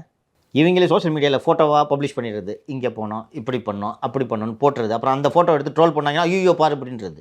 இதெல்லாம் நீங்கள் சொன்னீங்கல்ல, இதெல்லாம் ஏசிஆரில் ரிமார்க் பண்ணி ப்ரொமோஷனை கட் பண்ணோம். அடுத்த ப்ரொமோஷன் டிஐஜி ப்ரொமோஷன் உனக்கு கிடையாது, உட்காந்துரு, எஸ்பியாவே உட்காந்துருன்னு கட் பண்ணால் தான் அச்சம் இருக்கும். கள்ளச்சாராய சாவுக்கு காரணமான அதிகாரிகளுக்கு மீண்டும் பதவி உயர்வு கொடுக்குற அரசு தானேமா இது? 13 பேர் தூத்துக்குடியில் துப்பாக்கி சூட்டில் சுட்டு கொலை செய்யப்பட்ட போது அதை வைத்து வாக்குகளை வாங்கி எடப்பாடி பழனிசாமி அரசை கொலைகார அரசு என்று குற்றம் சாட்டிவிட்டு அதற்கு காரணமான and Aruna Jagadeesan commission punish பண்ணணும்னு சொன்ன சைலேஷ்குமார் யாதவுக்கு ப்ரமோஷன் கொடுத்த அரசு தானே இது? எப்படி அதிகாரிக்கு பயம் வரும்? அதனால் உளவுத்துறையில் இப்போதைக்கு ஒரு சேஞ்ச் வரும்னு சொல்லிட்டு தகவல்கள் கூறுகின்றன. சார், சென்னை உயர்நீதிமன்றம் வந்து இந்த ஏழை கைதிகள்லாம் சிறையில் இருக்காங்கல்ல, அவங்களுக்கு வந்து யார் ஷூரிட்டி கொடுப்பா அப்படின்னு சொல்லிட்டு அது தொடர்பாக ஒரு கருத்தை தெரிவித்திருக்காங்க. என்ன கருத்து அது? ஏன் நீதிமன்றம் வந்து அந்த மாதிரி அந்த விஷயத்தில் வந்து இந்த கருத்து தெரிவித்தாங்க? இது ரொம்ப முக்கியமான விஷயம். இல்லை, ஏன்னா ஷூரிட்டி கொடுக்க அவ்வளோ சீக்கிரம் யாரும் முன் வர மாட்டாங்க. ஒரு பயம் இருக்கும். உங்களுக்கே இந்த அனுபவம் இருக்கும். நான் சிறையில் இருந்த பொழுது என்னோடய வழக்குக்கே ஷூரிட்டி நீங்கள் போய் கொடுக்கறதுக்கு எவ்வளோ கஷ்டப்பட்டீங்கன்னு தெரியும். அந்த நேரத்தில் எவ்வளோ அச்சமான சூழல் நிலவி கொண்டிருந்தது என்றும் தெரியும். இப்போ நீங்கள் ஏதோ ரொம்ப கஷ்டப்பட்டு மேனேஜ் பண்ணி ஷூரிட்டி கொடுத்துட்டீங்க. ஜெயிலுக்குள்ளே இருக்கிறவன் யார்? செயின் இருக்கிறவன், பிக் பாக்கெட்டு, குற்ற சம்பவங்களில் ஈடுபடக்கூடியவர்கள். இந்த ஒயிட் காலர் க்ரைமை தவிர்த்து விட்டு நீங்கள் பார்த்தீர்கள் என்றால் இந்த குற்றங்களில் ஈடுபடுபவர்கள் பெரும்பாலும் விளிம்பு நிலையை சேர்ந்தவர்கள் இல்லையா? ஆமாம், வறுமை கோட்டில் ஒரு ஏழ்மை பின்புலத்தில் இருந்து வரக்கூடியவர்கள் தான் இங்கே இந்த குற்றச்செயல்களில் ஈடுபடுவார்கள். ஒருத்தன் ஒரு 1 கிலோ கஞ்சா வச்சு மாட்டிக்கிறான்ட்டு வச்சுக்கோ. கோர்ட்டு அவனை ரிலீஸ் பண்ணும்போது அரசு ஊழியர் உத்தரவாதம் கொடுக்க வேண்டும். ஷூரிட்டியாக ஒரு கவர்மெண்ட் ஷூரிட்டி, ஒரு நார்மல் ஷூரிட்டி. அப்படி இல்லைன்னா 20 லட்சம் ஷூரிட்டின்னு போட்டு விட்ருவாங்க. கஞ்சா விற்று மாட்டினவனுக்கு எந்த கவர்மெண்ட் சர்வெண்ட் போய் ஷூரிட்டி கொடுப்பாரு? இது ஒரு தொழிலாகவே பெருகுது. இதையும் சொல்லிடுறேன். இதோட ஃப்ளிப் சைடு என்னென்னா, இது ஒரு தொழிலாக பெருகுது. கோர்ட்டு கவர்மெண்ட் ஷூரிட்டின்னு போட்டுரும். மாநகராட்சியில் சுத்திகரிப்பு பண்ண தொழிலாளி இருப்பார்ல, அவரும் கவர்மெண்ட் ஷூரிட்டி தானே. அவருக்கு ஒரு 10,000 கொடுத்தா வந்து கைது போடுவாரா, போட மாட்டாரா? அப்போ நீதிமன்றமே தன்னைத்தானே ஏமாற்றிக்குது. கோர்ட்டு ஒருத்தனை ஜாமீனில் விடணும்னு முடிவு பண்ணிடுச்சுன்னா அவன் ஜெயிலேருந்து வெளியில் வரணும். அதுக்கு தானே ஜாமீன் கொடுக்குறது. கொடுக்கும்போது இந்த மாதிரி கடுமையான நிபந்தனைகளை விதித்தால் அவன் எப்படி வெளியே வருவான்? நான் பல நிகழ்ச்சிகளில் பாராட்டியிருக்கிறேன். மீண்டும் இந்த விஷயம் தொடர்பாகவும் நீதிபதி திரு எஸ்.எம். சுப்பிரமணியம் மற்றும் திரு ஜோதிராமன் ஆகிய அடங்கிய அந்த அமர்வு தான் இந்த விஷயத்தை கையில் எடுத்திருக்கிறது. இந்த விஷயத்திலும் நீதிபதி திரு எஸ்.எம். சுப்பிரமணியம் அவர்களை பாராட்டியே தீர வேண்டும். அவரே கொஸ்டின் ரைஸ் பண்ணுறாரு, ஏழை கைதிக்கு ஜாமீன் வழங்க எந்த அரசு ஊழியர் முன் வருவார் அப்படின்ட்டு. இந்த மாதிரி நடைமுறை சிக்கல்களை நானே சந்திச்சிருக்கேன். இப்போ சமீபத்தில் 6 மாதம் போயிட்டு வந்தேன்ல, இந்த மாதம் இந்த சிறைவாசம் இருக்குல்ல, சென்னையில் ஒரு வழக்கில் ஷூரிட்டிக்கு லியோ ஏற்பாடு செஞ்சுட்டாரு. இன்னொரு வழக்கில் வந்து சென்னையில் இந்த சிஎம்டி வழக்கு தான், சிஎம்டி வழக்குக்கு ஷூரிட்டி போடும்போது இங்கே சென்னை நீதிமன்றம் வந்து ரத்த சம்பந்தமான ஷூரிட்டி கொடுக்கணுன்ட்டு போட்டுருவாங்க. அது மாதிரி போட வந்தப்போ இங்கே வழக்கறிஞர்கள் வந்து சார் ரத்த ஷூரிட்டி மட்டும் போடாதீங்க, அவங்க சகோதரிக்கு திருமணமாகி போயிட்டாங்க, உங்கள் தாயாருக்கு உடம்பு ரொம்ப முடியல, பெங்களூரில் ஒரு சிகிச்சையில் இருக்கிறார், வேண்டான்னு சொன்னோன்னே இந்த ஜட்ஜு சரி பரவாயில்ல அப்படின்னு சொல்லிட்டு வேறு ஒரு 25,000க்கு ஒரு ஷூரிட்டி போட்டார். முடிஞ்சிருச்சு. அது மதுரையில் என் மீது ஒரு வழக்கு இருக்கிறது இல்லை, NDPS வழக்கு ஒன்று இருக்கிறது. அங்கே இது மாதிரி போட்டப்போ 2 இருநபர் ஷூரிட்டின்னு போடுறாங்க. ஒன்று மதுரையில் இருக்கும் ஒருவர் ஷூரிட்டி கொடுக்க வேண்டும், இன்னொன்று ரத்த சம்பந்தமான ஷூரிட்டின்னு போட்டுட்டாங்க. போய் நான் சிறையில் இருக்கிறேன். வழக்கறிஞர்கள்லாம் அம்மாவை என் தாயாரை தொடர்பு கொண்டு போகும்போது ரொம்ப உடம்பு முடியலாமல் இருக்காங்க. தலை முழுக்க கொப்பளம் வந்து இன்ஃபெக்ஷன் ஆகி அட்மிட் 2-3 நாட்கள் அட்மிட் ஆகி அதாவது ஒரு குளிரான இதில் சுச்சுவேஷனில் இருக்கணும். கொப்பளம் வந்து ரொம்ப கடுமையாக உடம்பு முடியல. அப்புறம் அந்த மதுரை என்டிபிஎஸ் கோர்ட்டு நீதிபதிக்கிட்டே போய், சார் இந்த மாதிரி அவங்க அம்மாவுக்கு உடம்பு சரியில்லை, மெடிக்கல் சர்டிஃபிகேட்டை காமிச்சிட்டு திருச்சியில் அவர்களின் உறவினர் இருக்காங்க, நீங்கள் உறவினர் போடணும் பிளட் ஷூரிட்டின்னு சொல்கிறீங்க. திருச்சியில் அவரோட உறவினர் இருக்காங்க, சித்தி பையன் இருக்காங்க. ஏற்கனவே ஒரு வழக்கில் திருச்சியில் ஒரு வழக்கில் அவங்க ஷூரிட்டியாகவும் நின்று இருக்காங்க. அவங்கள கொடுக்கலான்னா அந்த ஜட்ஜ் ஒத்துக்கல. 2-3 முறை போய் கேட்டும் அந்த மதுரை கோர்ட்டு ஜட்ஜ் ஒத்துக்கல. அதற்கு பிறகு வேறு வழி இல்லாமல் வாகனத்தில் ஒரு வாரம் கழித்து உடம்பு சரியில்லாததோடவே அம்மாவை அங்கிருந்து பெங்களூரிலிருந்து வரவழைத்து மதுரை நீதிமன்றத்தில் நிறுத்தின பிறகு தான் ஒத்துக்கிட்டு இருந்துச்சு. இது நம்ம போன்ற வந்து ஒரு நடுத்தர வர்க்கத்தை சேர்ந்த சமூகம் அறிந்தவர்களுக்கே நீதிமன்றம் இப்படி பண்ணுதுன்னா கண்ணை மூடிட்டு போட்டுருவாங்க. ஸோ ஜஸ்டிஸ் எஸ்எம் சுப்பிரமணியம் தலைமையிலான இந்த அமர்வு என்ன பண்ணுதுன்னா, ஜாமீன் கொடுத்த டேட்லேருந்து ஒரு வாரத்துக்குள்ளே கைதி சிறையிலேருந்து வெளில வரணும், அவ்வளோதான். நீ என்ன பண்ணுவோ தெரியாது. ரொம்ப கரெக்டான ஆர்டர் இது. ஜாமீன் கொடுக்குறது சிறையிலேருந்து வெளில வரதுக்கு. கொடுக்க முடியாத ஷூரிட்டியை போட்டிங்கன்னா, நான் சிறையில் இருக்கும்போது பல பேரை பார்த்துருக்கேன்ப்பா.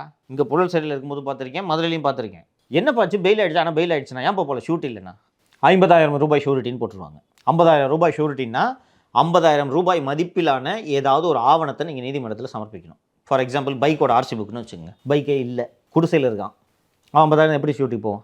இதனால் 15 நாள் 20 நாள்லாம் சிறையில் இருக்கிறவங்களாம் நான் பார்த்துருக்கேன். புழல் ஜெயிலில் ஷூட்டி கொடுக்க முடியலன்னா ஒரு சிலர்லாம் இந்த சின்ன வயசுலேயே வீணாக போயிடுவாங்க. பார்த்துருக்கீங்களா? இந்த ஸ்லம்மில் இருப்பாங்க, சின்ன வயசுலேயே போதை பழக்கத்துக்கு ஏதாவது அடிமை ஆகிடுவாங்க. அந்த போதை பழக்கத்துக்காக போய் என்ன பண்ணுவாங்கன்னா க்ரைமில் ஈடுபடுறது. சின்ன க்ரைமில் இதை திருடுறது அதை திருடுறதுன்னு இந்த மாதிரி திருடுறது. வீட்டில் அவனை விட்டுருவாங்க, அவ்வளோதான். வீட்டிலேருந்து பார்க்க கூட அவனும் வரமாட்டாங்க. அவன் ஜெயிலில் வேலை செஞ்சு தான் பொழப்ப ஓட்டணும். இந்த ஃப்ரீ லீகல் எய்டில் அங்கேயும் அந்த லீகல் எய்டு, இந்த இலவச சட்ட உதவி மையம் இருக்குல்ல, அவங்களும் ஜாமீன் தான் வாங்கி கொடுப்பாங்க. ஷூட்டிங் எங்கே போவாங்க? ஸோ ஜாமீன் கிடைச்சும் ஷூரிட்டி இல்லாமல் பலர் நீண்ட காலம் சிறையில் இருக்கிறாங்க பல நாட்களில். அவர் ஜட்ஜு இது மாதிரி உத்தரவாதம் அளிக்க முடியாமல் தமிழக சிறையில் எத்தனை பேர் இருக்காங்கன்னு பார்க்கும்போது, தமிழக சிறையில் மட்டும் 175 பேர் ஷூரிட்டி கொடுக்க முடியாமல் இருக்காங்க. இந்த எண்ணிக்கை கூடுதலாக இருக்கும். இவங்க கோர்ட்டு கேட்டுச்சுன்னு அவசரமாக தப்பாக கொடுத்துட்டாங்கன்னு எனக்கு தோணுது. ஸோ இதை சரி பண்ணணும்னு சொல்லிட்டு, இன்னொன்று இந்த மாதிரி நேர்வுகளுக்கு மத்திய அரசு இப்போது ஒரு திட்டம் கொண்டு வந்திருக்கிறது, நிதி உதவி அளிக்கக்கூடிய திட்டம், இந்த மாதிரி ஏழை கைதிகளுக்குன்ட்டு. அதை சீரியஸாக இம்ப்ளிமெண்ட் பண்ணுங்கன்னு சொல்லியிருக்கு. இது ரொம்ப ரொம்ப வரவேற்க தகுந்த ஒரு விஷயமாக நான் இதை பார்க்குறேன். நான் ஏன்னா பெயில் கொடுக்கறதுன்னு முடிவாயிடுச்சு. அப்புறம் அவனுக்கு இந்த மாதிரி கடுமையான நிபந்தனைகள் வச்சா எப்படி வெளில வரும் அவன் ஜெயிலை விட்டு? அதுக்கு உனக்கு பெயிலே கிடையாதுன்னு விட்டுடலாம்ல. ஸோ இது எடுத்தது ரொம்ப நல்ல விஷயமா பார்க்குறேன் நான். சரிங்க சார், நேற்று சட்டமன்ற நிகழ்வுலாம் பார்த்தீங்களா? சட்டமன்றத்தில் என்ன நிகழ்வு? ஆமாம் சொல்லிட்டு ஆமாம், எடப்பாடி பழனிசாமி அவர்கள் வந்து ஸ்கோர் பண்ணாரா? நல்லாவே ஸ்கோர் பண்ணான்னு நான் நினைக்கிறேன். இந்த டங்ஸ்டன் மைனிங் மதுரையில் வந்து எடுக்கு சம்மந்தமாக வந்து ஒரு தீர்மானத்தை நிறைவேற்றினாங்க. அந்த தீர்மானம் அந்த தீர்மானத்தில் என்ன இருக்குது, அந்த நகலை ஏன் என்கிட்ட கொடுக்கல அப்படின்னு சொல்லிட்டு எடப்பாடி பழனிசாமி வந்து பேசினார். அதுக்கு துரைமுருகன் வந்து சம்மந்தமே இல்லாமல் எழுந்திரிச்சு பேசினார். நீங்கள் பார்த்துருப்பீங்க அந்த வீடியோ காட்சிகள்லாம். பேசினோடனே எதுக்கு இப்படி சம்மந்தம் இல்லாமல் ஆகும்னு பேசுகிறாருன்றத விடையும் கத்துறாரு, என்ன சொல்கிறாருன்னே நம்மளுக்கு கேட்கல, புரியலை. ஆமாம், அப்படி தான். அதுதான் வந்து எடப்பாடி பழனிசாமி பேசினார். ஸோ வந்து நீங்கள் வந்து இந்த மாதிரி ஒரு சட்டத்திட்டத்தை வந்து மத்திய அரசு கொண்டு வருது கனிம வளங்களை பற்றி, உங்கள்கிட்ட 38 எம்பிக்கள் இருந்தாங்க நாடாளுமன்றத்தில், அப்பயே ஏன் தடுக்கலை அப்படின்னு சொல்லிட்டு எடப்பாடி பழனிசாமி வந்து கேட்டார். ஸோ அதுக்கு வந்து ஆளும் தரப்புலேருந்து எந்த ஒரு பதிலும் சொல்கிற இது யார் கொண்டு வந்தாங்க இந்த சட்டத்திட்டத்தை, எப்படி வந்து தமிழ்நாட்டில் இம்ப்ளிமெண்ட் பண்ணாங்க, அது மதுரையில்? இதில் ஒரு கன்ஃபியூஷன் நிலவுது. அந்த கன்ஃபியூஷனை கிளியர் பண்ணிடலாம்.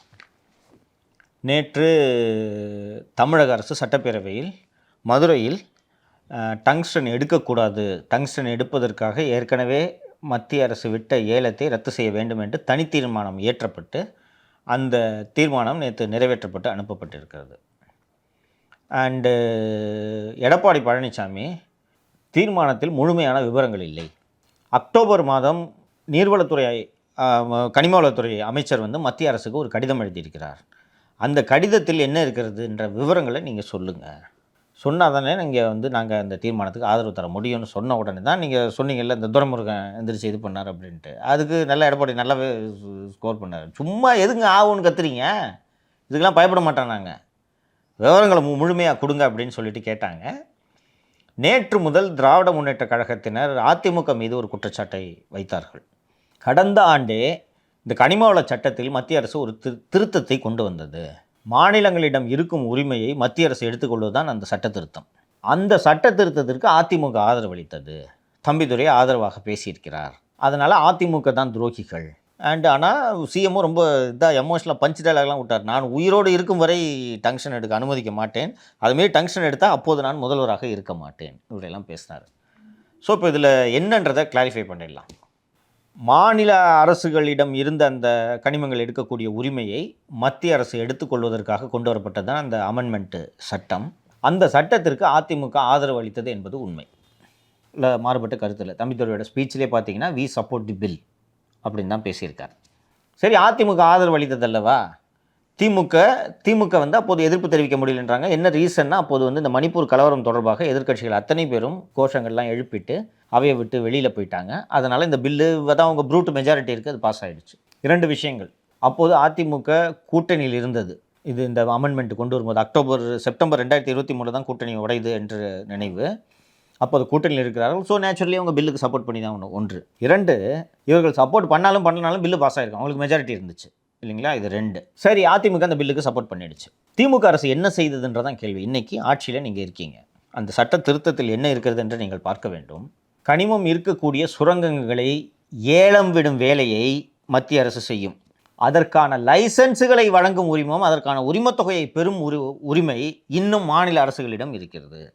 இந்த சூழ்நிலையில் நியூ இண்டியன் எக்ஸ்பிரஸ் நாளிதழில் 18/10/2023 நம்ம ஏற்கனவே நிகழ்ச்சியில் பேசணும். 18/10/2023 அன்று ஒரு செய்தி வருகிறது. த ஸ்டேட்ஸ் நேச்சுரல் ரிசோர்சஸ் டிபார்ட்மெண்ட், இயற்கை வளத்துறை என்று தனியாக ஒரு துறையை இந்த திமுக அரசு புதிதாக உருவாக்குகிறது. அதுக்கு முன்னாடி இது இண்டஸ்ட்ரீஸ் டிபார்ட்மெண்ட்டோடு இருந்துச்சு. புதுசாக ஒரு டிபார்ட்மெண்ட்டை உருவாக்கி திரு துரைமுருகன் அவர்களின் கீழ் இந்த துறை வருகிறது. உருவாக்கி has sought permission from the union government to mine 2 critical minerals, molybdenum and tungsten. இந்த ஸ்டோரி வந்து ஒரு சீனியர் ஆஃபீஸர்கிட்ட கோட்டு வாங்கிட்டு எழுதின story. A top government official said the department has identified sites with deposits of these 2 minerals which have a variety of industrial uses. தமிழ்நாட்டில் இந்த minerals 2 minerals இருக்கக்கூடிய இடத்த நாங்கள் ஐடென்டிஃபை பண்ணிட்டோம்னா அந்த டிபார்ட்மெண்ட் அஃபிஷியல் சொல்லியிருக்காரு. We are aware of the local and socio-economic concerns of the people and sought permission from the union government. இந்த வேர்டை நீங்கள் பார்க்கணும். We have sought permission from the union government. இந்த மைன்ஸை எடுக்கிறதுக்கு நாங்கள் மத்திய அரசிடம் அனுமதி கேட்டிருக்கிறோம்னு சொல்கிறாங்க. அதுக்கு அடுத்தது, the state is looking at joint ventures to develop the mines for the 2 minerals. அப்படின்னா இந்த மாலிப்டினத்தோட பயன்கள் என்னென்ன அப்படின்றதெல்லாம் சொல்லிவிட்டு இது எங்கே கிடைக்குது அப்படின்னு சொல்லிட்டு, tungsten is available in Madurai district. It is a rare metal found naturally on earth almost exclusively as compounds with other elements and identified by the union government as a mineral of high economic importance to the country. October மாதம் இந்த கடிதம் எழுதப்பட்டுள்ளது. நேற்று முதல் திராவிட முன்னேற்ற கழகத்தினர், குறிப்பாக CMA வந்து என்ன சொல்கிறாருன்னா, எடப்பாடி பழனிசாமி அதிமுக துரோகம் இழைத்து விட்டது, அந்த பில்லுக்கு டங்ஸ்டன் எடுக்க, சுரங்கம் எடுக்க அவங்க ஆதரவு தெரிவித்தாங்கன்னு சொல்கிறாரு. நம்ம நல்லா கவனிக்கணும், அந்த பில்லில் டங்ஸ்டன்ற வேர்டு இருக்குது. அதாவது அந்த மத்திய அரசு ஏலம் விடும் உரிமையை மத்திய அரசு எடுத்துக்கொள்ளும் அந்த சட்ட திருத்தத்தில் ஒரு 8 மினரலோட பெயர்களை குறிப்பிடுகிறார்கள். அதில் டங்ஸ்டன் பெயரும் இருக்குது, மாலிப்டினம் பெயரும் இருக்குது. அதில் நம்ம மறுக்க முடியாது. அந்த பில்லுக்கு அதிமுக ஆதரவு அளிச்சிச்சான்னு கேட்டிங்கன்னா ஆமாம், அளித்தது, அது உண்மை. இவர்கள் மீது நான் குற்றம் சுமத்த விரும்பவில்லை. ஏன்னா அன்றைக்கி அவையில் எல்லோரும் வெளிநடப்பு பண்ணிட்டாங்க. எதிர்க்கட்சிகள் பூரா மணிப்பூர் விவகாரத்துக்காக உள்ளே இல்லை, இங்கே ப்ரூட் மெஜாரிட்டியில் பாஸ் பண்ணிட்டாங்க. தம்பிதுரை ஐ சப்போர்ட் தி பில்லுன்னு பேசியிருக்காரு, அதுவும் உண்மை. இப்போது 18 அக்டோபர் 2023 அன்று கிட்டத்தட்ட 1 வருஷம் முடிஞ்சு போச்சு இந்த லெட்டர் எழுதி இல்லையா, இந்த நியூஸ் வந்து இல்லைங்களா. இப்போது தமிழக அரசு இப்படி ஒரு கடிதத்தை, நாங்கள் இந்த 2 மினரலும் எடுத்துக்கிறது எங்களுக்கு அனுமதி கொடுங்கன்னு தமிழக அரசு மத்திய அரசுக்கு கடிதம் எழுதலைன்னு வைப்போம். இந்தியன் எக்ஸ்பிரஸ் மாதிரி ஒரு நாளேட்டில் வந்த செய்தியை அரசு மறுக்குமா மறுக்காதா? மறுக்கும். ஃபேக்ட் செக்லாம் வேறு வச்சுருக்காங்களா, 3 லட்சம் சம்பளம் கொடுத்து வேறு வச்சுருக்காங்களா, மறுத்துருப்பாங்களா இல்லையா? சின்ன விஷயம் கிடையாது இது. அண்ட் ஸ்பெசிஃபிக்காக இருக்குது, state is looking at joint ventures to develop the mine for the 2 minerals. மத்திய அரசு நிறுவனத்துடனோ அல்லது தனியார் நிறுவனத்துடனோ இணைந்து மாநில அரசு இந்த 2 மினரல்ஸை எடுக்கிறதுக்கான ஒரு ஜாயிண்ட் வெஞ்சர் நாங்கள் பண்ண போகிறோம், எங்களுக்கு அனுமதி கொடுங்கன்னு தான் கேட்குறாங்க. ஓகேங்களா? அண்ட் இது ரொம்ப லாஜிக்கலான விஷயமும் கூட. என்னென்னா, இதை எடுத்தோன்னா அரசுக்கு வருவாய் வரும். இன்றைக்கி இந்தியன் எக்ஸ்பிரஸ் நாளேட்டில் ஒரு செய்தி வந்திருக்கிறது. கிட்டத்தட்ட 6 மாதமாக அரசு பள்ளிகளில் கழிவறையை சுத்தம் செய்யும் சுத்திகரிப்பு தொழிலாளிகளுக்கு சம்பளம் கொடுக்கறதுக்கு துட்டு இல்லைம்மா. எனக்கு ஏன் இந்த அரசு மீது இவ்வளவு கோபம் வருதுன்னா, அந்த நேற்று நம்ம நிகழ்ச்சியில் போட்டோமே அந்த கழிவுநீர் அகற்றி இயந்திரம் நாங்கள் தொழில் முனைவோராக்குறோன்ட்டுலாம் கக்கூஸ் கவுக்கு சம்பளம் கொடுக்கல தம்பி. 6 மாதமா எவ்வளோ சம்பளம் சொல்லுங்கள்? 1000 ரூபா மாதம். இதை கொடுக்கறதுக்கு வக்கில்லையே அந்த அரசுக்கு. பஞ்சாயத்து கண்ட்ரோலில் பள்ளிகள் வரும்ல, உள்ளாட்சிகளின் கீழ் இந்த பள்ளிகள் வரும்ல, அந்த ஸ்கூல் ஹெட்மாஸ்டருங்கெல்லாம் அவங்க கை காசு போட்டு கொடுத்துட்ருக்காங்க. டாய்லெட்டை கழுவாமல் இருக்க முடியுமா? மாணவர்களுக்கு டாய்லெட்டை நல்ல விரிவான செய்தி வந்திருக்கு. 2-3 பள்ளி தலைமை ஆசிரியர்கள் நாங்கள் தான் கொடுக்குறோம், என்னங்க பண்ணுறது அப்படின்றாங்க. அந்த அளவுக்கு நிதி நிலைமை மோசமாக இருக்கிறது. அப்போ அரசின் நிதி வருவாயை பெருக்குவதற்காக இந்த அரசு இந்த லெட்டரை எழுதியிருக்குன்றது உண்மை. இதில் சிக்கல் எங்கே வருதுன்னா, ஏலம் விடப்பட்டு ஹிந்துஸ்தான் வேதாந்தா குழுமத்தை சேர்ந்த ஒரு நிறுவனம், ஹிந்துஸ்தான் லீவர்னு தான் நினைக்கிறேன், ஹிந்துஸ்தான் ஜிங்க் கார்பரேஷன் ஏதோ ஒரு சம்திங் ஒரு நிறுவனம் இந்த ஏலத்தை எடுத்துருச்சு. அந்த நிறுவனம் சக்ஸஸ்ஃபுல்லாக இந்த ஏலத்தை எடுத்துருச்சு. இந்த விவரம் உள்ளூர் மக்களுக்கு தெரிகிறது. அந்த எந்த பகுதியில் எடுக்க போகிறாங்களோ அந்த பதில் தெரிஞ்சு மக்கள் ரோட்டில் உட்காந்துட்டாங்க. ரோட்டில் உட்காந்தோன்னா அப்போது தான் அரசுக்கே இது சிக்கல்ன்றது தெரிய வருது. நாம் இதில் மறக்கக்கூடாது. உள்ளூர் மக்களுடைய எதிர்ப்புகளெல்லாம் நாங்கள் கவனத்தில் எடுத்துக்கிட்டு தான் அனுமதி கேட்குறோன்னு அந்த அஃபிஷியல் கோட் பண்ணியிருக்காரு. இந்த செய்தி தவறாக இருந்துச்சுன்னா உடனே மறுப்பு வந்திருக்காதா? கருத்து கேட்பு கூட நடத்துவாங்க. இவங்களே நாங்கள் அந்த மினரல்ஸை எடுக்கணும்னு கடிதம் எழுதுனாலும் நேற்று எடப்பாடி பழனிசாமி அழகாக இதைத்தான் கேட்டார். ஏங்க நாங்கள் அனுமதி கொடுக்கல, மத்திய அரசுக்கு கண்டனம் தெரிவிக்கணும், நீங்கள் அதெல்லாம் இருக்கட்டும், அக்டோபர் மாதம் எழுதுன லெட்டர் எங்கே, அதை வெளியிடுங்கன்றாரு. ஏன் வெளியிடல? நான் ஒத்துக்கிறேங்க, மறுக்கலை. தம்பிதுரை சப்போர்ட் பண்ணார் அந்த ஆக்டுக்கு. இன்னைக்கு போய் லியோ கனிமொழி அவர்கள் மக்களவையில் சிறப்பு கவனம் இந்த டங்ஸ்டன் சுரங்கத்தை பற்றி விவாதிக்கணுன்ட்டு நோட்டீஸ் கொடுத்துருக்காங்க, மாணிக் தாக்கூரும் திருமதி கனிமொழி அவர்களும். அப்போ இந்த அக்டோபர் மாதம் எழுதுகிற லெட்டருக்கு என்ன அர்த்தம்? இவர்கள் எப்படி மக்களை முட்டாளாக்குகிறார்கள்னு தெரியுதா? இந்த 2 மினரல், இன்னொன்று க்ளீனாக அதில் இருக்குது பாருங்கள், tungsten is available in Madurai district. இதெல்லாம் ஐடென்டிஃபை பண்ணியாச்சு, அந்த ஏரியல் சர்வே எல்லாம் நடத்தி இதெல்லாம் ஐடென்டிஃபை பண்ணியாச்சு. ஸோ டங்ஸ்டன் மதுரையில் இருக்கிறது என்பது தமிழக அரசுக்கு நன்றாக தெரிந்து தானே நீங்கள் கடிதம் எடுத்துறீங்க. நாங்கள் அதை எடுத்துக்கிறோம், ஜாயிண்ட் வெஞ்சர் போட்டு நாங்கள் இதை எடுத்துக்கிறோன்ட்டு கடிதம் எடுத்திருக்கீங்க. அண்ட் இன்னொன்று, இந்த எப்படி மக்களை முட்டாளாக்குறாங்கன்னு பாருங்கள். நேற்று ஒரு ஊடகத்தில் செய்தி வந்துருந்துச்சு, பார்த்தேன். இரவோடு இரவாக தீர்மானத்தை டெல்லிக்கு அனுப்ப போகிறோம். சட்டப்பேரவை அந்த தீர்மானம் போட்டாங்கல்ல, என் காலில் அனுப்பிச்ச போதாத எடப்பாடி என்ன கேட்டார்? அண்டு இது இவங்க சொன்னாங்கல்ல, மாநில அரசு இது எதிர்ப்பு தெரிவித்தாங்கல்ல, மத்திய அரசின் சுரங்கத்துறை அமைச்சர் வெளிப்படையாக ஒரு விரிவான அறிக்கையை வெளியிட்டு விட்டார்கள். பிப்ரவரி 2024 இந்த சுரங்கம் ஏலம் விடப்பட்டது. இதுவரை தமிழக அரசிடமிருந்து ஒரே ஒரு எதிர்ப்பு கூட வரவில்லைன்ட்டாங்க. தமிழக அரசுக்கே தெரியாமல் மதுரை மேலூரில் இருக்கக்கூடிய சுரங்கத்தை ஏலம் விட முடியுமாப்பா? முடியாது சார். விட்ட முடியுமா? அப்படியே நீங்கள் எந்த ஒரு இது டிஃபென்ஸை தவிர எந்த ஒரு ப்ராஜெக்ட் உள்ளே கொண்டு வந்தாலும் அது அரசோட அனுமதி. நம்ம மண் அந்த ரைட்ஸ் இன்னும் இருக்குது நமக்கு, புரியுதுங்களா? இன்னொன்று அது எல்லாமே தாசில்தார்ட்ட தான் இன்னும் இருக்குது. எக்ஸாக்ட்லி. இன்னொன்று, சென்ட்ரல் கவர்மெண்ட்டாக இருந்தாலும் கூட நம்மளை கன்சல்ட்டே பண்ணாமல், ஏன்ப்பா உங்கள் ஊரில் ஒரு 50 ஏக்கரை நாங்கள் ஏலம் விட்டுக்கிறோன்னு சென்ட்ரல் கவர்மெண்ட் முடிவெடுத்த முடியுமா? முடியாது. அப்போ பிப்ரவரி மாதம் ஏலம் விடப்பட்டு அந்த ஏலத்தில் தான் இந்த தனியார் நிறுவனம் வேதாந்தா குழுமம் சக்ஸஸ்ஃபுல்லாக அந்த ஏலத்தில் பிட்டராக வந்திருக்காங்க. என்ன பண்ணிட்டு இருந்தீங்க 10 மாதம் சொல்லுங்கள்? இதைத்தானே எடப்பாடி கேட்டார். 10 மாதமாக என்னங்க பண்ணிட்டு இருந்தீங்க? இதுக்கு தான் துறைமுருகன் குதிச்சார். மாட்டிக்கிட்டாங்க. மதுரையில் மக்களோட கோபத்தை பார்த்தோன்னே மாட்டிக்கிட்டாங்க. அமைச்சர் மூர்த்தி சொல்லியிருப்பார், நம்ம வந்து இங்கே வந்து அந்த ப்ராஜெக்ட் வந்தால் நம்ம வந்து வின் பண்ண முடிஞ்சிச்சு கதைன்னு சொல்லியிருப்பார். சொன்னார். மூர்த்தியை போய் அந்த போராட்டம் நடத்திய மக்களிடம் பேச்சுவார்த்தை நடத்தினார். மூர்த்தி அவர்களே போனார் ஃபீல்டுக்கு. இல்லை, அவர் பேசியிருப்பார். அவருக்கு தெரியும் இல்லை அதோட வீரியம் என்னன்னு தெரியும். இப்போ இது துரோகம் இல்லையாப்பா? சிஎம்லேருந்து அத்தனை பேரும் போய் சொல்கிறாங்கம்மா, அதிமுக ஆதரவளிச்சு, அதிமுக அதெல்லாம் உடியா. ஏலம் விடும்போது நீ என்ன பண்ண? பிப்ரவரி மாதம் ஏலம் விடப்படுகிறது. மத்திய அரசோட அதுக்கு என்ன பதில்? மத்திய அரசு கனிமவளத்துறை அமைச்சர் சொல்லிட்டாரு, சுரங்கத்துறை அமைச்சர். பிப்ரவரி மாதமாக ஏலம் விட்டாங்க. ஸ்டேட் கவர்மெண்ட்லேருந்து இது வரைக்கும் இது சம்மந்தம் ஒரே ஒரு லெட்டர் கூட வரலன்ட்டாங்க. அதான் அக்டோபர் மாதம் நாங்கள் எடுக்கிறோன்னு சொல்லியிருக்கீங்களே நீங்கள், அப்புறம் எப்படி எதிர்ப்பு தெரிவிப்பீங்க? அதிமுக அந்த ஆக்டுக்கு ஆதரவு தெரிவித்தது ஆமாம் உண்மை. இப்போ அதிமுகவின் நிலைப்பாடு தான் இவங்களும் இருக்காங்க.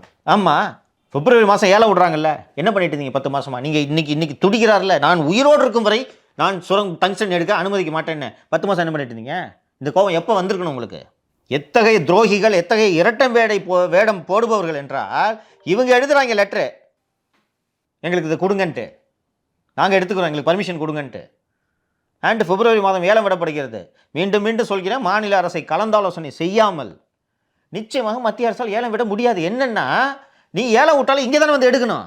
ஸ்டேட் கவர்மெண்ட் தெரியாமல் எப்படி ஏலம் விடுவீங்க? ஸ்டேட் கவர்மெண்ட் தான் ஃபெசிலிட்டேட் பண்ணணும். லியோ சொன்ன மாதிரி தாசில்தார் கண்ட்ரோலில் இருக்கும். அது எந்த நிறுவனம் ஏலம் எடுத்தாலும் இந்த லேண்டை எடுத்து அந்த நிறுவனத்துக்கு கொடுக்குறது நம்ம ரெவன்யூ டிபார்ட்மெண்ட்டோட வேலை இல்லையா? அப்புறம் எப்படி ஏலம் விடுவாங்க? எப்படி நடிக்கிறாங்க பாருங்கள். இதை சிஎம்லேருந்து இன்னைக்கு கனிமொழி போய் இதை குறித்து விவாதிக்க நோட்டீஸு. ஏன் உங்கள் கவர்மெண்ட் லெட்டர் எடுத்துச்சு அப்போ தெரியல உங்களுக்கு? மோசமான கபட வேடதாரிகள் பாருங்க திமுகவினர். இதை அப்படியே அதிமுக மீது படி போடுவதற்கு அவங்கள ஆட்சியில் இருக்காங்க. இன்னைக்கு பில்லு அவங்க சப்போர்ட் பண்ணதில் சந்தேகம் இல்லை, சப்போர்ட் பண்ணாங்க, நோ டவுட். மதுரையில் இந்த டங்ஸ்டன் மைன் பண்ணுறதுக்கு அனுமதி கொடுத்தது யாருன்றதானே கொஸ்டின். இன்றைக்கி அந்த சரி இன்றைக்கி அந்த மக்கள் போராட்டம் நடத்தலை, இது வெளியில் தெரிஞ்சுக்குமா? ஃபஸ்ட்டு இன்றைக்கி துடிக்கிறாரு சிஎம், நான் உயிரோடு இருக்கவரே அனுமதிக்க மாட்டேன்னு. ஃபஸ்ட்டு வெளில தெரிஞ்சுக்குமா? அது சத்தப்படம் ஃபென்ஸ் போட்டிருப்பாங்க. இது என்னன்றதை கிளாரிஃபை பண்ணோம். பில்லை ஏடிஎம்கே சப்போர்ட் பண்ணுச்சு. அது முடிஞ்சு போச்சு. 23 அந்த பில்லு பாஸ் ஆகிடுச்சு. இல்லைன்னு ஏடிஎம்கே சப்போர்ட் பண்ணலனாலும் பில்லு பாஸ் ஆகிருக்கும்பா. ஏன்னா அவங்களுக்கு தான் 2 அவையிலே மெஜாரிட்டி இருந்துச்சு. என்ன பண்ண முடியும்? பில்லு பாஸ் ஆகிருக்கும். எதிர்ப்பு தெரிவித்திருக்க வேண்டும். நான் அதை மறுக்கலை. அதிமுக எதிர்ப்பு தெரிவித்திருக்க வேண்டும். என்னென்னா ஏலம் விடும் உரிமையை மாநில அரசிடமிருந்து மத்திய அரசுக்கு எடுக்கக்கூடிய சட்டத்திருத்தம் அது. இது மாநில உரிமையை பறிக்கும் சட்டம் என்று எதிர்ப்பு தெரிவித்திருக்க வேண்டும். உடல பண்ணல, முடிஞ்சிருச்சு. நீங்கள் இப்போ போட்டி போட்டு சுரங்க எடுக்கிறீங்க. சென்னை மற்றும் அந்த புறநகரில் வந்து அந்த போக்குவரத்து நெரிசலை குறைக்கிறதுக்கு இந்த மாதிரி வந்து புறநகரில் நம்மளுக்கு பேருந்து நிலையம் அமைக்கிறதா சொல்லியிருந்தாங்க. அந்த மாதிரி கிளாம்பாக்கத்தில் அமைச்சாங்க. அதே போல் கூத்தம்பாக்கம் 150 கோடியில் வந்து அமைச்சாங்க. அதோட வேல்யூ வந்து அப்போது சொன்ன வேலையோட கிட்டத்தட்ட 3 மடங்கு 2 மடங்கு வந்து அதிகமாகிறதா சொல்கிறாங்க. என்ன காரணம் சார்? ஏன் அதிகமாச்சு? எப்படி அதிகமாச்சு? அதற்கு முன்பு நடந்த சில டெவலப்மெண்ட்ஸை சொல்லிடுறேன். அடுத்த எஃப்ஐஆர் வருது மேலே இது.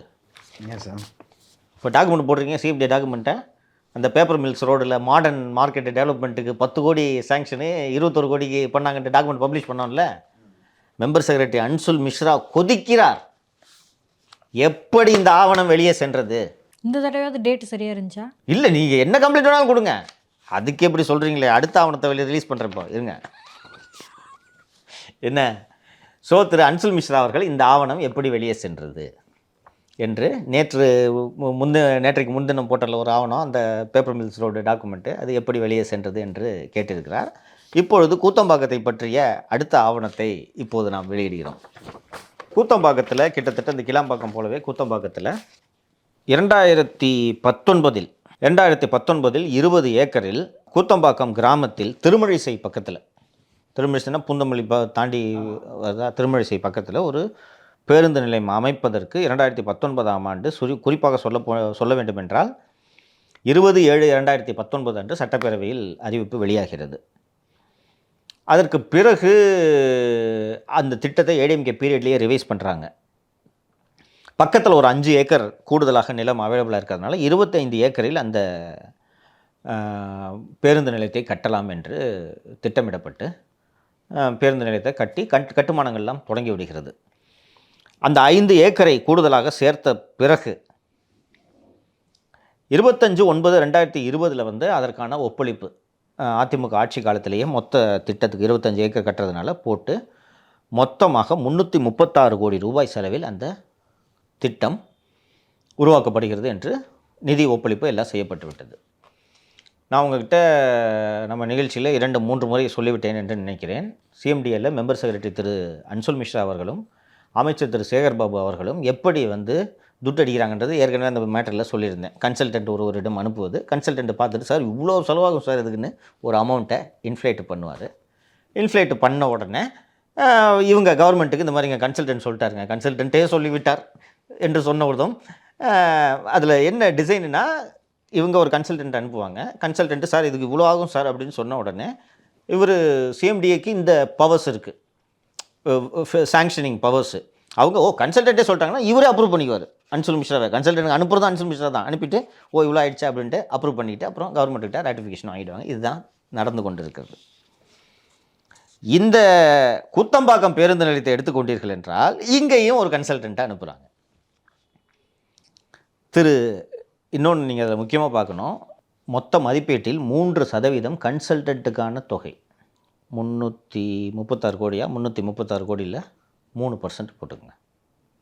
இப்படி ஒரு 90 லட்சம், கிட்டத்தட்ட 1 கோடி வந்துடும் கன்சல்டன்ட் சார்ஜ் மட்டும். 3%னா அதிகமாக வரும் சார் உங்களுக்கு.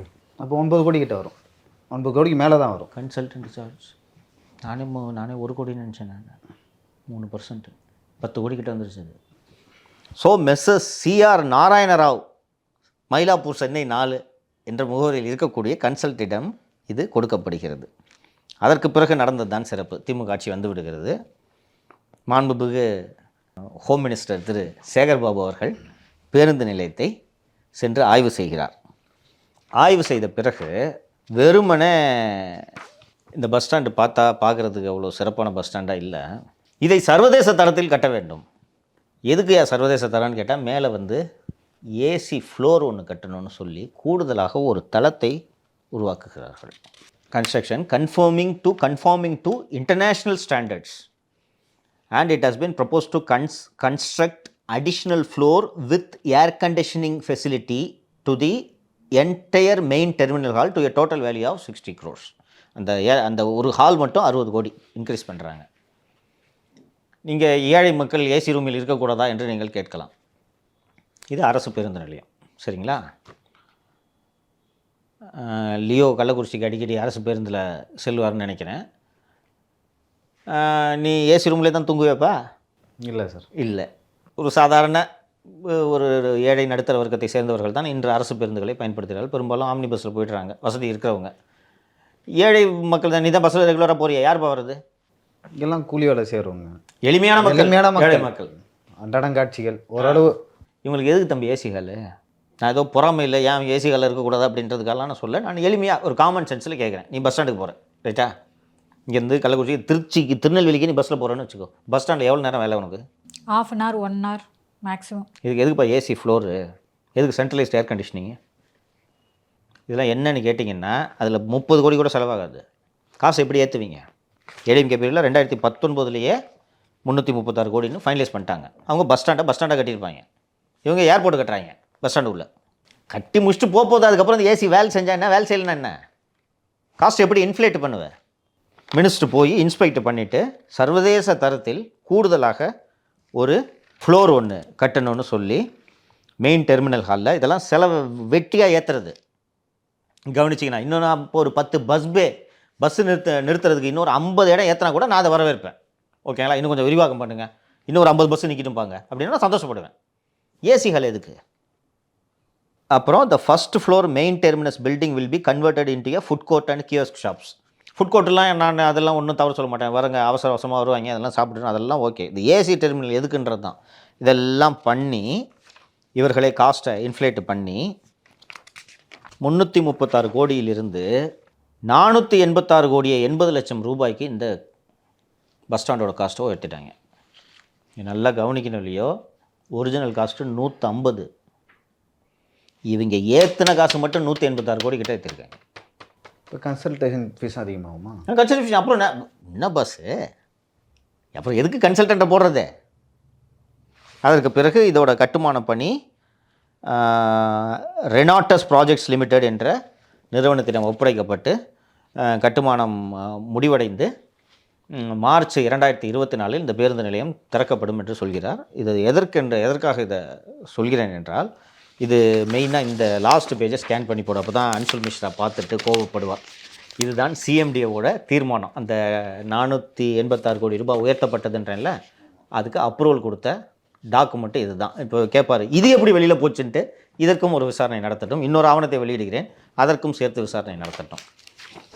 இப்போது கிட்டத்தட்ட நான் சொன்னேன், கன்சல்டன்ட் அப்பாயிண்ட் பண்ணி கொள்ளை அடிச்சிட்ருக்காங்கன்னு சொன்னேன். நான் ஏன் இதெல்லாம் பேசணும் நாம அப்படின்னா, நானும் லியோவும் எங்கள் 2 பேருமே எஃப்ஐஆருக்கு தெரியுமே உங்களுக்கு தான். அந்த எஃப்ஐஆரில் எங்களுக்கு போட்டது இந்த டேட்டு தவறாக இருக்குன்னு போட்டாங்க. அவங்களுக்கு கோவம் என்னென்னா, அதுவும் அந்த எஃப்ஐஆரை பதிவு செஞ்சு குண்டாஸ்லாம் போட்டதோட நோக்கம் என்னென்னா, இனிமேல் எவனாவது கவர்மெண்ட் டாக்குமெண்ட் எடுத்து போட்டிங்கன்னா எஃப்ஐஆர் வரும்.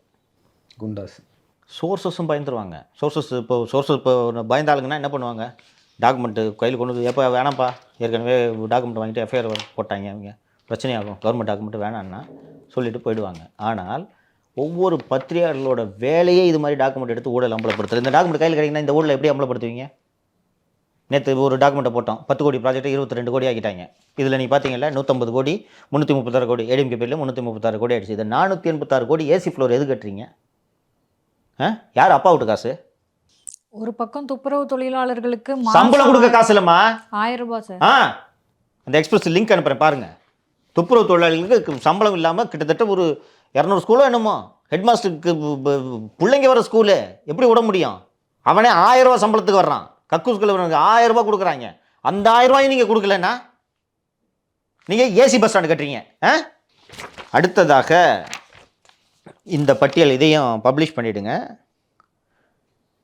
கிட்டத்தட்ட 30 ஒரு 20 50 சிஎம்டிஏவால் ஆகஸ்ட் 2023 வரை செய்யப்பட்டு கொண்டு இருக்கக்கூடிய 50 ப்ராஜெக்ட்ஸோட பட்டியல் அப்படியே இதை ஸ்க்ரீனில் போட்டுருங்க. Modernisation of iron and steel market at Sathankadu. நீங்கள் இந்த 1-2 சாம்பிளுக்கு மட்டும் 1-2 படிக்கிறேன். Idle bus parking for omni buses at Varadharajapuram along ORR, இதெல்லாம் குரோட்ஸில் 29 கோடி. New storm water drain at Kilambakkam new bus terminus to Urapakkam lake. இது நல்லா கவனிக்கணும். கிளாம்பாக்கம் பேருந்து நிலையத்திலிருந்து ஊரப்பாக்கம் ஏரிக்கு செல்லக்கூடிய மழைநீர் வடிகால் கால்வாய். இது பஸ் ஸ்டாண்டு கட்டும்போது கட்ட மாட்டிங்களா? இன்னோவேட்டிவாக காசு எப்படி சம்பாதிக்கிறாங்கன்றதுக்காக சொல்கிறேன் நான். இல்லை, அது அவங்க முன்னாடியே பிளான் பண்ணலை. ஓகேவா? அங்கே மழை பெஞ்சா தண்ணி நிற்கிது கிளாம்பாக்கத்தில், அதனால் அது கொண்டு வராங்க. அப்போ அந்த பஸ் ஸ்டாண்டுக்கு எதுக்கு இவ்வளோ செலவாச்சு? என்ன தான் பண்ணீங்க அப்போ அந்த பஸ் ஸ்டாண்டில்?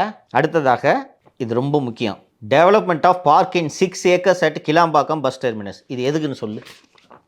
சரி, அது முக்கியம். அந்த பார்க்குக்கு எவ்வளோ செலவாகும் சொல்லு. Development of park in 6 acres at Kilambakkam bus terminus சொல்லு. ஒரு 10 கோடி 8 கோடி. அதான் அதிகமாக சொல்லலாம். 8 கோடி. பார்க்குக்கு எதுக்கு 8 கோடி? கிளாம்பாக்கம் பஸ் ஸ்டாண்டில் ஃபஸ்ட்டு எதுக்கு பார்க்கு? புதுசாக எப்படி இன்னோவேட்டிவாக காசு அடிக்கிறாங்க பாருங்கள். இப்போ இதெல்லாம் யாருமே வெரிஃபை பண்ண மாட்டாங்க. இது கடைசியாக இதோட ப்ரேயர் என்னன்றது, என்னோடய ப்ரேயர் என்னன்றது சொல்லிடுறேன். சேத்பட்டில் தோபிகானாவை ரீடெவலப்மெண்ட் செய்வது, அதுக்கு ஒரு 10 கோடி. மூலக்கொத்தளத்தில் கம்யூனிட்டி ஹால் தயார் செய்வதற்கு ஒரு 6 கோடி. சிந்தாதிரிப்பேட்டை மேதின பூங்காவை புதுப்பிக்க 5 கோடி. மயிலாப்பூர் முண்டக்கன்னியம்மன் கோவில் அருகே உள்ளரங்கு ஒன்று புதுப்பிக்கிறதுக்கு 2.5 கோடி. கோட்டூரில் கார்ப்பரேஷன் மாநகராட்சி விளையாட்டு மைதானத்தை புதுப்பிக்க 5 கோடி. மைதானத்தை எவ்வளோ புதுப்பிச்சாலும் இன்னும் 5 கோடியாக செலவாகும். தெரில பாஸு, தெரியலையே. இப்போ மைதானத்தை பார்த்தா கோயம்பேடு ஜங்ஷன் அருகே ஈகோ பார்க்குக்கு 10 கோடி. இதுதான்யா சிறப்பு. காசிமேடு பீச்சை மேம்படுத்த 6 கோடி. ஏன்பா நீ அந்த ஏரியா தானேப்பா? 6 கோடியில் பீச்சை என்னப்பா மேம்படுத்த போகிறாங்க? அதுவும் காசிமேடு பீச்சை. அங்கே மக்களே போக முடியாதுன்னு நினைக்கிறேன், கல்லாக போட்டு வச்சுருப்பாங்க. என்னென்னா இதெல்லாம் யாருமே வெரிஃபை பண்ண மாட்டாங்க மாலதி. இந்த ஸ்கீம் நடக்கிறதே தெரியாது உங்களுக்கு. இப்போ ஒரு ஜெயபிரகாஷ் அந்த ஏரியா தான் கேமராமேன், ஒன்றும் தெரியாது. ஏதாவது சுண்ணாம்பு அடிச்சு வச்சுருப்பாங்க இல்லையா? 6 கோடி பில் பண்ணிடுவாங்க அவங்க. பேப்பரில் இருக்கும் இந்த ப்ராஜெக்ட், புரிஞ்சுக்குங்க. அந்த பகுதி மக்களுக்கே தெரியாது. காசிமேடு பீச்சை அப்கிரேடு பண்ணுறேன்னா 6 கோடி பில்லு போட்டிருக்காங்க. 6 கோடி. கவியரசு கண்ணதாசன் பேருந்து நிலையத்தை மேம்படுத்த 5 கோடி. பெரம்பூர் முல்லை நகர் பஸ் ஸ்டாண்டை மேம்படுத்த 5 கோடி. வியாசர்பாடி கன்னிகாபுரம் விளையாட்டு மைதானத்தை மேம்படுத்த 20 கோடி. விளையாட்டு மைதானம் இதுவும். அப்புறம் திருவிக நகர் பேருந்து நிலையத்தை மேம்படுத்த 5 கோடி. பெரியார் நகர் பஸ் ஸ்டாண்டை மேம்படுத்த 5 கோடி. ராமாபுரத்தில் பார்க்கு வளர்ச்சிக்கு 5 கோடி. இது போல் எல்லாம் சேர்த்து இந்த பேஜ் 1 ஒரு 243 கோடி. அடுத்த பேஜில் முடிச்சூர் லேக்கு புதுப்பித்தல், பெரும்பாக்கத்தில் பார்க் டெவலப்மெண்ட், இது மாதிரி அதில் ஒரு 255 கோடி. இது என்ன நமது சோர்சஸ் சிஎம்டியில் இருக்கக்கூடிய நமது சோர்சஸ் சொல்கிறது என்னென்னா, இந்த என்டையர் ப்ராஜெக்ட்ஸ் எல்லாம் ட்ரிபிள் தி காஸ்ட்டுன்றாங்க. 1 கோடி 1.5 கோடி ஆகுதுன்னா 5 கோடி 10 கோடின்னு போட்டு பண்ணுறது. இது எல்லாமே சேகர்பாபுவும் அன்சுல் மிஸ்ராவும் சேர்ந்து செய்வது. இது எல்லாத்துக்கும் ப்ராப்பராக ஆடிட் பண்ணால் மொத்த ப்ராஜெக்ட்டும் ஊழல் ப்ராஜெக்ட்டும் மாட்டிக்குவாங்கன்றாங்க. மொத்த ப்ராஜெக்ட்டுமே ஊழல் ப்ராஜெக்ட்ன்றாங்க. இது போக எந்த கட்டுமானம் செய்தாலும் கம்ப்ளீஷன் சர்டிஃபிகேட்டு சிஎம்டி தான் இஷ்யூ பண்ணணும். இவங்கள தான் யாருமே கேள்வி கேட்குறது ஆள் இல்லைல்ல. முதலமைச்சர் திறந்து வைத்த பல கட்டிடங்களுக்கு இது வரைக்கும் கம்ப்ளீஷன் சர்டிஃபிகேட்டை இஷ்யூ பண்ணல. இது வயலேஷன். அது தெரியாமலே முதல்வர் போய் தான் வச்சுருக்காரு. அவருக்கு எது பார்த்து தெரியுது? இது மட்டும் தெரியறதுக்கு என்ன நடக்குது நாட்டில்ன்றதே தெரியல. அவர் போய் ஒரு கம்ப்ளீஷன் சர்டிஃபிகேட் வந்துருச்சான்றதெல்லாம் செக் பண்ணுவாரா? ஏன் சார் அது அவங்க இன்னும் கொடுக்கல? யாருமா கேட்குறது? யார் கேட்குறது? இல்லை, இந்த விதியை ஏன் மீறுறாங்க? விதியை ஏன் மீறுறாங்கன்னா கட்டுமானமே முடியாமல் பில்டிங்கை திறந்து வச்சிருதுமா. கவர்மெண்ட் இப்போ நீங்கள் வந்து சிஎம்டிஏல ஒரு இன்ஜினியர் கம்ப்ளீஷன் சர்டிஃபிகேட் இஷ்யூ பண்ண வேண்டிய பொறுப்பு உங்களுக்கு. ஃபுல்லா முடிச்சாதான் நான் வந்து நீங்கள் complete போய் ஆயிடும். முடிக்காமையே முடிஞ்சிருச்சுன்னு கையெழுத்து போட்டிங்கன்னா நான் எனக்கு அந்த மாட்டிக்குவீங்க நீங்கள். ஸோ உங்கள்கிட்ட போய் சர்டிஃபிகேட் கொடுங்கன்னு சொன்னால் நீங்கள் போகிறதில்ல. என்ன சார் நான் போட முடியாது சார், முடியல சார், செவரு தான் எழுப்பியிருக்காங்க, முடியல இன்னும். ஸோ ஒரு ப்ராஜெக்ட்டுக்கு வந்து 3 மடங்கு காஸ்ட் காட்டுறாங்க. காட்டுறது மட்டும் இல்லாமல் அதை முழுசாக கூட அந்த 1 மடங்கு செலவு கூட செய்கிறதில்ல. அது போக இன்னொன்று என்ன பண்ணுவாங்கன்னா, இவர்கள் தந்திரம், இது நடக்குதான்றது தெரியாது, வழக்கமாக இவர்கள் செய்யும் தந்திரம், அந்த கம்ப்ளீஷனே ஆகாமல் இருக்கக்கூடிய சூழ்நிலையில் அந்த கான்ட்ராக்டர்கிட்ட காஸ்ட் எஸ்கலேஷன், விலைவாசி உயர்ந்துருச்சு, இன்னும் ஒரு 10% ஏற்றி கொடுங்கன்னு சொல்லி அவனை லெட்டர் எழுத வைக்கிறது. இப்போ நான் தான் கான்ட்ராக்டர்னு வச்சுக்கோங்களேன், முக்கால்வாசி பில்டிங் முடிச்சுட்டு சார் முடியல சார் அப்படின்றது. நிர்வாக ரீதியாக பார்த்தா முக்கால்வாசி முடிஞ்சிச்சு, முடியலையா போப்பா நீ வேண்டான்னு சொல்லிட்டு புது கான்ட்ராக்ட் அப்பாயிண்ட் பண்ண முடியுமா கால்வாசி பில்டிங்க்கு? ஸோ அவன் சொல்கிற அந்த 10% 20% ஏற்றி கொடுக்குறது கொள்ளை அடித்து, நான் ஏற்கனவே சொன்ன மாதிரி சிஎம்டிவை தொடச்சி வச்சுட்டாங்க. இது கடுமையான நிதி நெருக்கடியில் இருக்குது தமிழக அரசு. இப்படி காசை வீணாக்கலாமா இல்லையோ? கொள்ளை அடிக்கிறாங்க. உங்களுக்கு சிஎம் சேகர்பாபு மேலே நடவடிக்கை எடுக்க மாட்டார். அவர் நடந்து போகும்போது செருப்பு தூக்கி போகிறாருல, சிஎம் குழுந்து எங்கப்பா இருந்த இவ்வளோ நாள்? இப்போ அவர்கிட்ட போய் நீ இந்த புகாரை சொல்கிற சார், இந்த மாதிரி போயா புகாருக்காரன் தூக்கிட்டு வந்துட்டேன் விடு, பாரு அவன் செருப்பு தூக்கி போகிறான் முன்னாடி. அவர் எல்லாரை விட ரொம்ப அதிகமாக தற்கூறின்லாம் ஏன் சேகர்பாபு பேசுகிறார் தெரியுதா உங்களுக்கு? எங்கள் இன்னைக்கு இது இந்த ப்ராஜெக்ட்ஸ் தான் காரணமா? அவ்வளோதான், வேற என்ன? ஏன் இப்படி ஏன் வெளியே பேசணும்? இவர் திரு விஜய் அவர்கள் ஒரு கட்சி ஆரம்பிச்சிருக்காரு. ஏங்க அவருக்கு அரசியல் தெரியாதுங்க, புதுசுங்க, இப்போ தாங்க கட்சி ஆரம்பிச்சிருக்காரு. நாங்கள் பாரம்பரியமான கட்சிங்க, 75 வருஷம் கட்சிங்க, முடிஞ்சு போச்சா? எதுக்கு தற்கூறின்றீங்க? எதுக்கு ஆதவர்ஜுனை யாருன்னு கேட்குறீங்க? ராஜாவை மிஞ்சிய ராஜ விசுவாசம் அப்படின்னோடனே சிஎம்லாம் பார்த்துட்டு இப்போ இப்படி இவர் நடந்து கொள்வதன் மூலமாக திரு சேகர்பாபு அவர்கள் மீது எத்தகைய புகார் வந்தாலும் சிஎம் நடவடிக்கை எடுக்க மாட்டான்ற துணிச்சல் தானே.